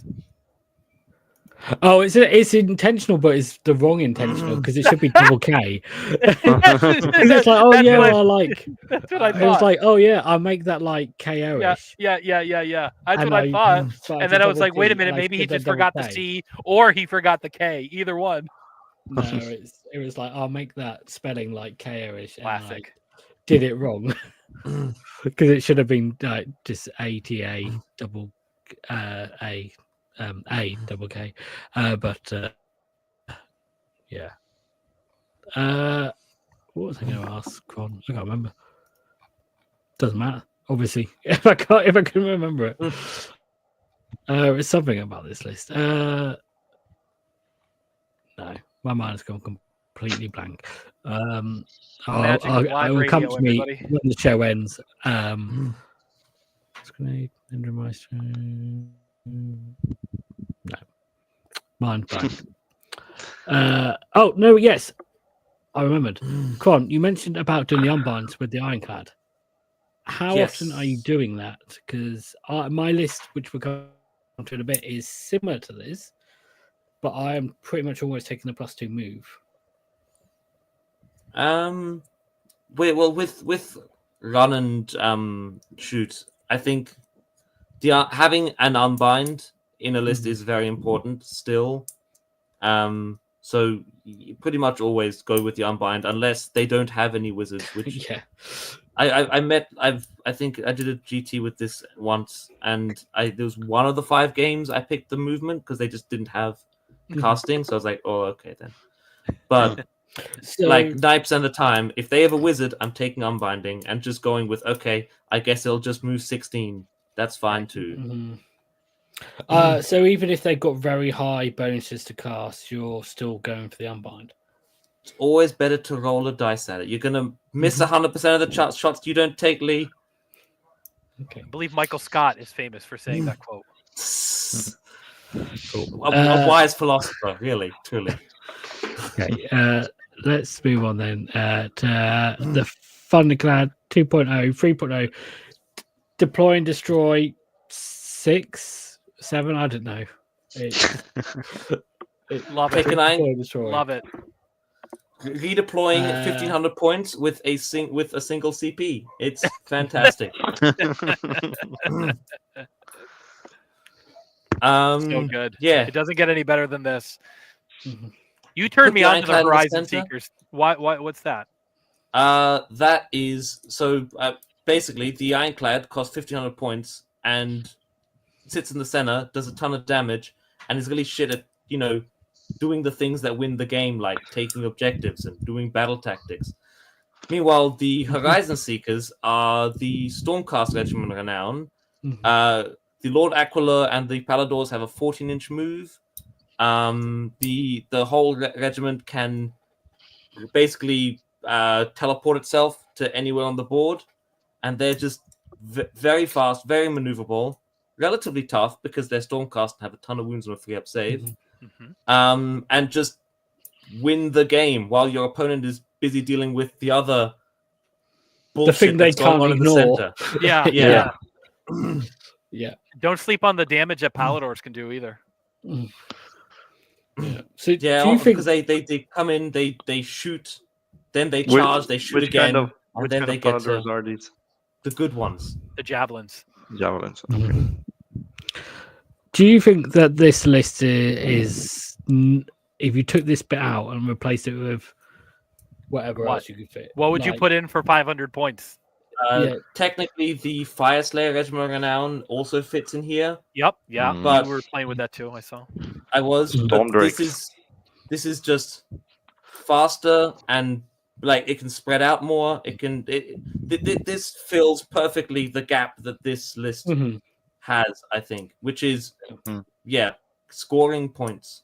Your Horizon Seekers is the order equivalent of the, or I guess it could also the Chaos, the Slaves to Darkness Regiment of Renown is the chaos equivalent of that, where it has the mounted hero, the knights, and then the warriors as well, and that fills a lot of gaps for other armies in very similar ways. So I know that this is effective. And 30 Thunderers, I don't care if Thunderers are underwhelming. If you have 30 of them, it'll do something. Yeah, exactly. That's a lot of firepower. Yeah. So in this one, I'm taking kind of the Voidstone Orb, because the Ironclad is obviously taking the capacity thing. So I just need to have some kind of unbind somewhere in a list. Very fair. And yeah, it's just fun to do. And you like if your opponent doesn't have the tools to like 36 charge, you won't get charged half the time. Right. Although hopefully the battle skull doesn't screw this over. I'm not looking forward to that. So, one of the interesting differences in this list, unless I've made a copy and paste error, is you've got Cunning Fleet Master this time around. Yeah, just to help with that redeploy, I suppose. That redeploy is doing a lot of work in this list. Yeah. It's redeploying literally like the whole army. Your whole army. You need to put a little bit of insurance behind that roll, right? Yes. Because it's interesting, because you can make, if anything, Engine Meister is more useful the more Thunderers you have, because of what Max said earlier about when you shoot with one and then they pull models that pull the other ones out of range and stuff. But yeah, is it literally just that you have so many eggs in that basket that you just I need to make sure that basket stays safe. Yeah, fair enough. So question from the chat: how is it to set up all 30 Thunderers and Endmaster within 6 inches of clad? Pretty easily. It's pretty easy. 6 inches is huge. When you look at it, 10 on the side, on one side, 10 on the other side, 10 in the front. You could do it's basically As long as you're not going in a checkpoint between two big bits of terrain and trying to squeeze in the small gap, you should be fine. The Ironclad has a huge base. 6 inches off that thing is just massive. Yeah. You can check it up on TTS. You put the aura in, it's just like huge. Make sure that make sure that all of your terrain is always 6 inches away from another piece of terrain when you're playing this list. Yeah. And so you're not in the middle of the game and you're like, well, that shouldn't be there. That should be 2 inches further away, and now I can't fit. And it's like, so I always make sure because that's by the rule, each piece of terrain has to be 6 inches away from another piece of terrain. Yep. Okay. Yeah. So yeah, this is it's a skew list. It's a skew list, but the complete opposite direction from my 24 balloons and 2 frigates. And that's why I love it, because that's my play style. I'd much rather take something that's really, really, really good in a limited amount of the time rather than something that's like decent against everything. That's just my personal style.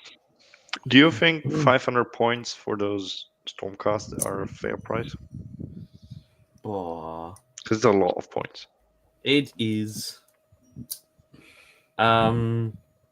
Maybe not. But they are just effective at. I don't know. I suppose in another list, it could definitely.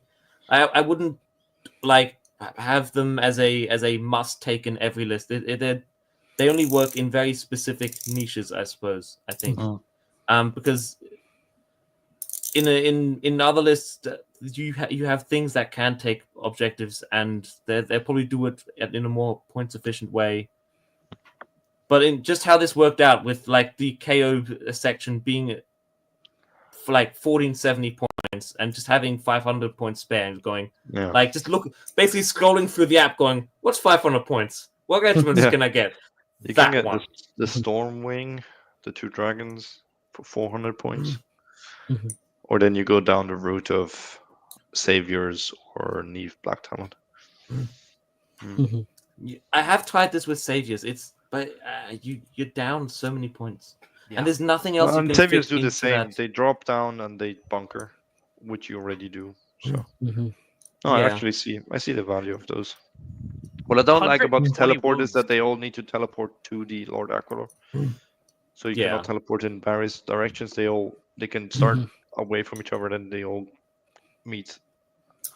120 wounds, 119 wounds. That's a lot of wounds in 4th edition for KO. Yeah. Oh yeah, I mean, Free up safe. Yeah, I don't know if minus people one to really hit. looked at the amount of wounds in your guys' list, but they're in the 90s. One of them I think is 91. Is 91. So it's you. And these like wounds are 30 now more wounds. all make 1 to hit, and all come with a 3-up save. There is Give us- everything in this list is 3-up save. Give us our damn +1 to save back from Garrison that they took. Yeah. -1 to hit and +1 to save. Yes. Good times. We didn't know how good we had it. Yeah. $1 McChickens, 24-hour Walmarts, and +1 save when we were near the boat. Yeah, they took. Let us get back into the boat. It was so warm and cozy, and there was beer. Yeah. Hey guys, this has been a great conversation. I really enjoy it. I don't know if we're ending the show now, but I gotta hop off in a minute. We're cool. Did you not have to go 20 minutes ago? Kind of, but I was just looking at the topic. I'm sure Matt said he had to go at 4 it's been a good PM. conversation. I didn't want to just bounce out, and it's been so long since we recorded. So yeah, it's fun. If you gotta go, it's cool. We've got one more list, but let's do it. If you need to go now, then. No, let's do it. Oh, so you're not going? No, I'll stay. Okay. It's fine. It's so this is my mixed arms list. Is what I'm running at the moment. So this is kind of closest to Krohn's first list in some ways, but without Brokk. So it's basically the way this plays on the table is this guy over here plays with these guys that have this whole thing, not the Eneriggers specifically. And then the frigate, the Arcanauts, and the Sky Wardens run off on their own somewhere, which is a little bit annoying when it comes to deploying them, but it doesn't matter. You just deploy one regiment first, and then the other one second. But it's essentially a Ironclad with the Thunderers and some riggers to heal it and to act as a counter charge, and then the frigate can go be a nuisance somewhere, charge something, and you can charge the frigate with some Sky Wardens in the same turn that you charge your engine riggers in. Ideally, is the plan, and it's set up so I can try and take the flanks because the Sky Wardens will go off in one direction with the frigate, and the Ironclad will go off in the other direction. And I normally try and do that quite early because you don't want to be on the flanks, on two separate flanks for too long, unless you either do it like at the beginning or at the end of the game, don't you? Burst grenade. Not sure how I feel about that at the moment. Mostly because I played Iron Shores last night with their new swamp. Which was annoying because I purposely stayed away from it and forgot about Mighty Destroyers, so then they Mighty Destroyed into range of the Ironclad, and then just managed to tag it. So yeah, redeploy is really good until you can't do it. Yep. And the list is basically working as the Ironclad with the Thunderers is kind of like an anvil that can it mostly survives by redeploying away, and then the frigate is with the Sky Wardens is a bit of hammer. That's what it does. Mm-hmm. Yeah. So I'm sure you know that the Omniscope you can choose during deployment, but yes, but I put it on there because that's what I normally pick. So like it's obviously not on the list. It's just that's what I mostly pick. So do you think it'd be worth to go with the expeditionary formation in this case? So you can actually choose the Void Stone Orb if you want it. Maybe it's either that or sometimes don't pick the Omniscope and sometimes pick the Void Stone Orb. Not the Unbinds with the Ironclad. Certainly, it's even though this is still like a more hammer and anvil approach and less skew than like the balloons list. This is still very much on a tightrope with positioning. Especially when it comes down to having things like swamps around, and really fast stuff that can 3d6 charge. So, the +2 move is certainly very useful, and it's something you get a lot of use out of. And then I don't know, it's what burst grenade. I do find I quite often don't use it because it's one of those things you try and save it for the right target, and then it might be that by the time it comes down to it, that right target, you don't really need it because it's like a foot hero, like a 4+ ward or something. You're like, well, it makes sense to use it on them rather than take away that 6+ ward or whatever on some random unit. But by the time you killed all the other stuff, that hero is not that important because they haven't got the units on the table. And you won the game by that point anyway, so it's like, well, I can remove the ward, but I don't need to. Voidstone Orb, I think, is more likely to stop you losing a game, and Burst Grenade could win you a game quicker than you would have already won it, I think. Or maybe win you a game that you weren't going to win. Does that make sense? I don't know. It does not. You're all shaking your heads. No. I think I know what you. I mean, the grenade is going to double down on your strategy of DPS that you're already reinforcing with your list. Whereas the Voidstone Orb is an insurance policy against getting charged from 17 inches away by 6 Baron Guard, or stopping you from redeploying because of the Muck Puddle endless spell.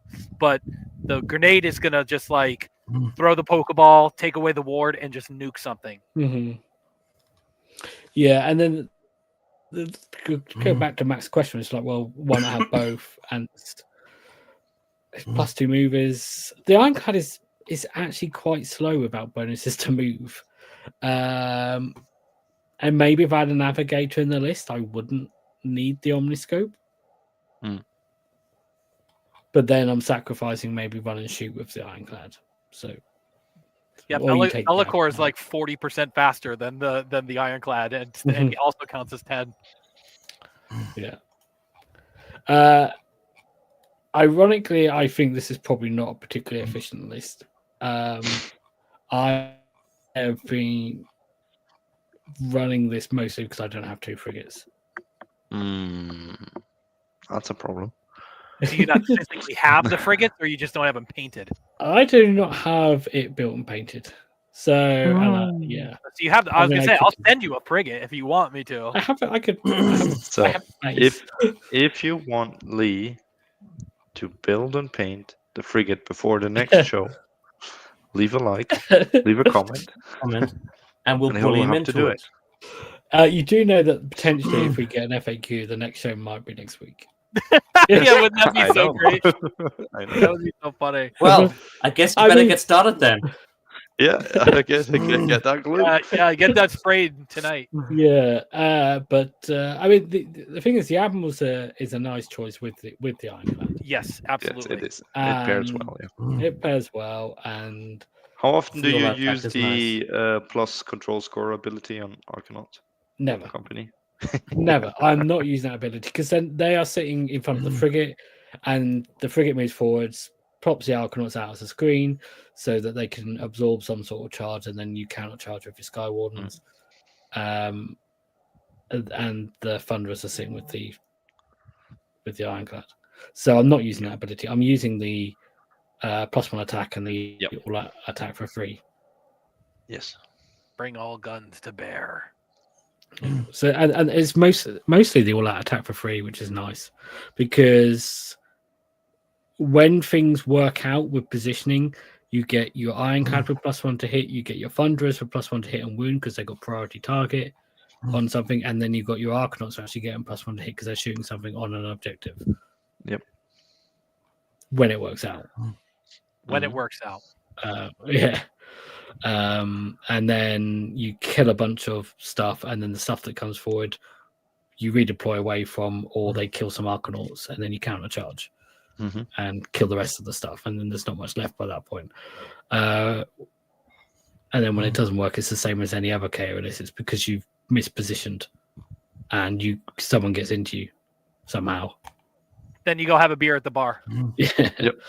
Yeah. You go and watch everyone else's games and backseat drive or stand there going, I wouldn't have done that.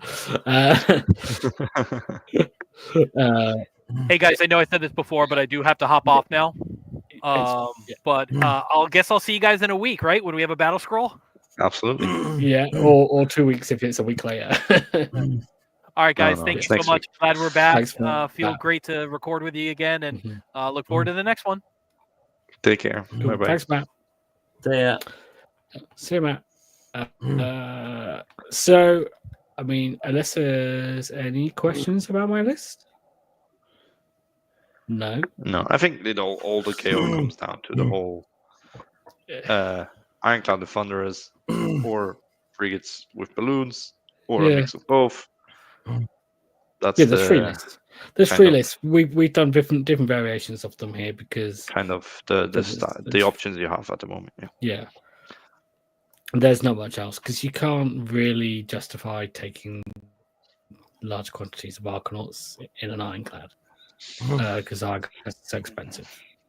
Not at the and moment. they don't do enough damage. So, that's kind of the way the game. And a lot of the stuff we have to tinker doesn't do a huge amount different. Do you know what I mean? It's like, well, I could take this hero, or I could take that hero, but in this situation, this hero is better. In this situation, the other hero is better. I could take this artifact, and in these situations, it'll be better. But then if I play against this army, the other one's going to be better. And you're tinkering around the edges, and the same with the engine works on the boats and things. It all comes down to matchups and the exact games you play, because sometimes the extra 2-inch move will make a difference, sometimes it won't. Largely, I think it's mostly inconsequential. Do you agree? Yeah, and mostly I agree with the smaller heroes not doing that much. All right. Yeah. Now, cool. Obviously, if we, and I'm pretty sure we do, get an FAQ next week, I think that's the next big show, unless the FAQ or update is just nothing of relevance, like 10 points here and that's it, and no changes to rules. We're trying to do more shows than we did in the past 6 months, which I know we've said before. Yeah, we said trust us. So if you have any specific topics or questions, please leave them in the comments or under the video or in the chat, so we can follow that. Maybe one topic, since we started to talk a bit about it, is allies or regiments of renown. We had a few additions before Christmas, new regiments. So yeah, maybe something there as a topic, or whatever other topics you think or that seem relevant. Maybe we'll try to maybe do some battle reports. I think Matt is trying to work on that. Yeah, I think Matt's trying to live stream some games. Live stream some games, or we can do some basic, strategies, deploying the stuff I tried to explain with the being within 3 inches of boats and then piling and we can use TTS Use some to highlight maps. TTS or maps to highlight that. Maybe do shorter videos. So that's a few ideas. Yep. Cool. Or we can watch Leigh build and paint a frigate. Live stream that stuff. Because people love those videos. Build an army in 24 hours. A week is too long, so I'll do it in the course of a 2-hour show. Yeah. I want to just quickly try and answer a question from the chat because this one it moved down because I don't think it's going to be worth doing a show on it with the potential of a new book coming and things changing. What would we recommend someone to play to get to start a KO army? The Spearhead box with the frigate is good. The Spearhead box is pretty good because there's stuff in there that you want. I don't see any problem with getting 2 of them, to be honest. What's in it? Actually, You get 2 frigates for a start, and then you get 2 units of balloon boys. What else in it? Arcanauts.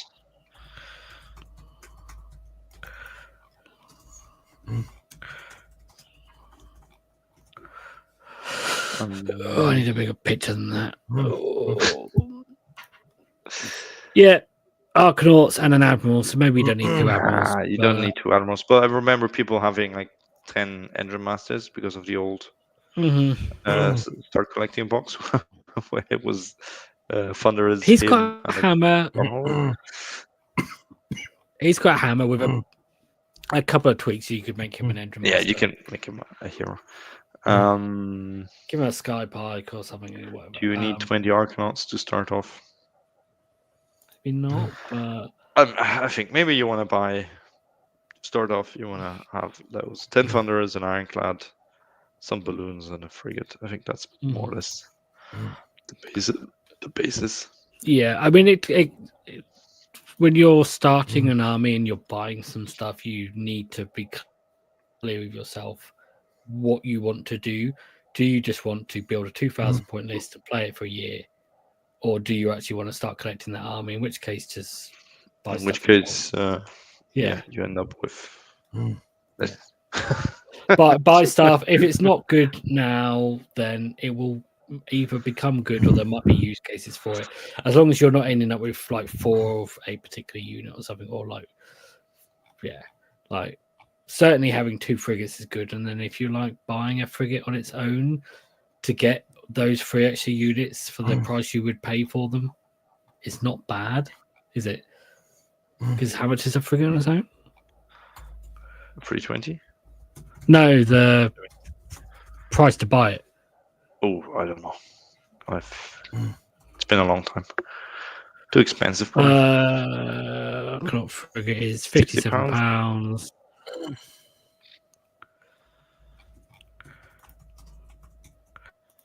And the spearhead, I think, is 80 something. Yeah. Well, you can work it out for your currency. So you pay 30.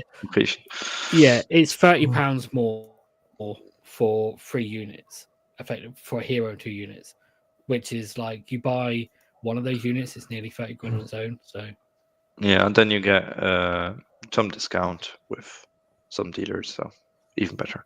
So you're effectively getting, if you want the balloon boys and the frigate, you effectively get the Argonauts and the hero for free, pretty much. So why not? It's not a bad way to start. Nope, that's for sure. Cool. The days of Battle Force boxes and all the other options they're slim pickings now. You might find them in very rare places, but it's not worth us saying, go. The KO ones you might still find because like some shops that still have them on the shelves because KO are not that popular as an army. Yeah. And people didn't buy them because of Brokk. Yeah. Because there was Brokk in them and Brokk was Brokk wasn't one of them. So yeah. I mean I recently bought the Flesh Eater one because it's everything you want. Because there's numerous things. There's been 2 different battle forces. There's been the Aether runners, and there's also been like, the Aether Wars.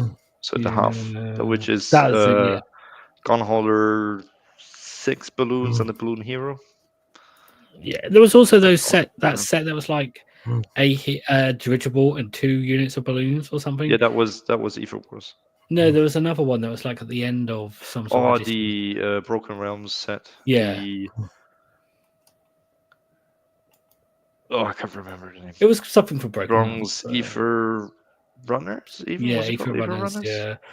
But there's just look out for box sets. Try looking around all sorts of like niche stores where and try and pick stuff up in bulk basically.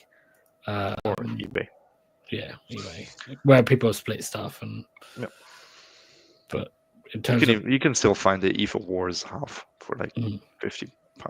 So. In terms of playing some stuff, because the 2 different play styles of KO are very different, I would say try playing something with some Thunderers and some Balloon Boys, and then you can pivot to either style you prefer. Pivot to all Balloon Boys or pivot to all Thunderers, or carry on with the mixed. because it's certainly viable as well. But it's better than going all balloon boys and then realizing it doesn't work for you, or vice versa. Cool. And it was called Drungon's Aether Runners. Drungon's. Close apparently. enough. So, All right. cool. Thanks for watching, everyone. Thank you to Max and Krohn and Matt for joining and chatting care with me again. And we will definitely, unequivocally, do the next show with less time between it and this show than there was between this show and the last show. I.e., it will be definitely in the next 6 months. That's setting a very low bar. Yeah. And then if you want more KO goodness, there's hopefully our show next week, and then closely follow up by the AOS coaches. Yes, the show that you've already done in the past, but is coming in the future. Yep, due to next week time zones. Wibbly wobbly, timey-wimey stuff. Time zones in Australia. Yes. About home when we don't know. We already did that. Yeah, we don't. Cool. Well, thanks for watching, everyone, and we'll see you again soon. Goodbye. Goodbye. See ya.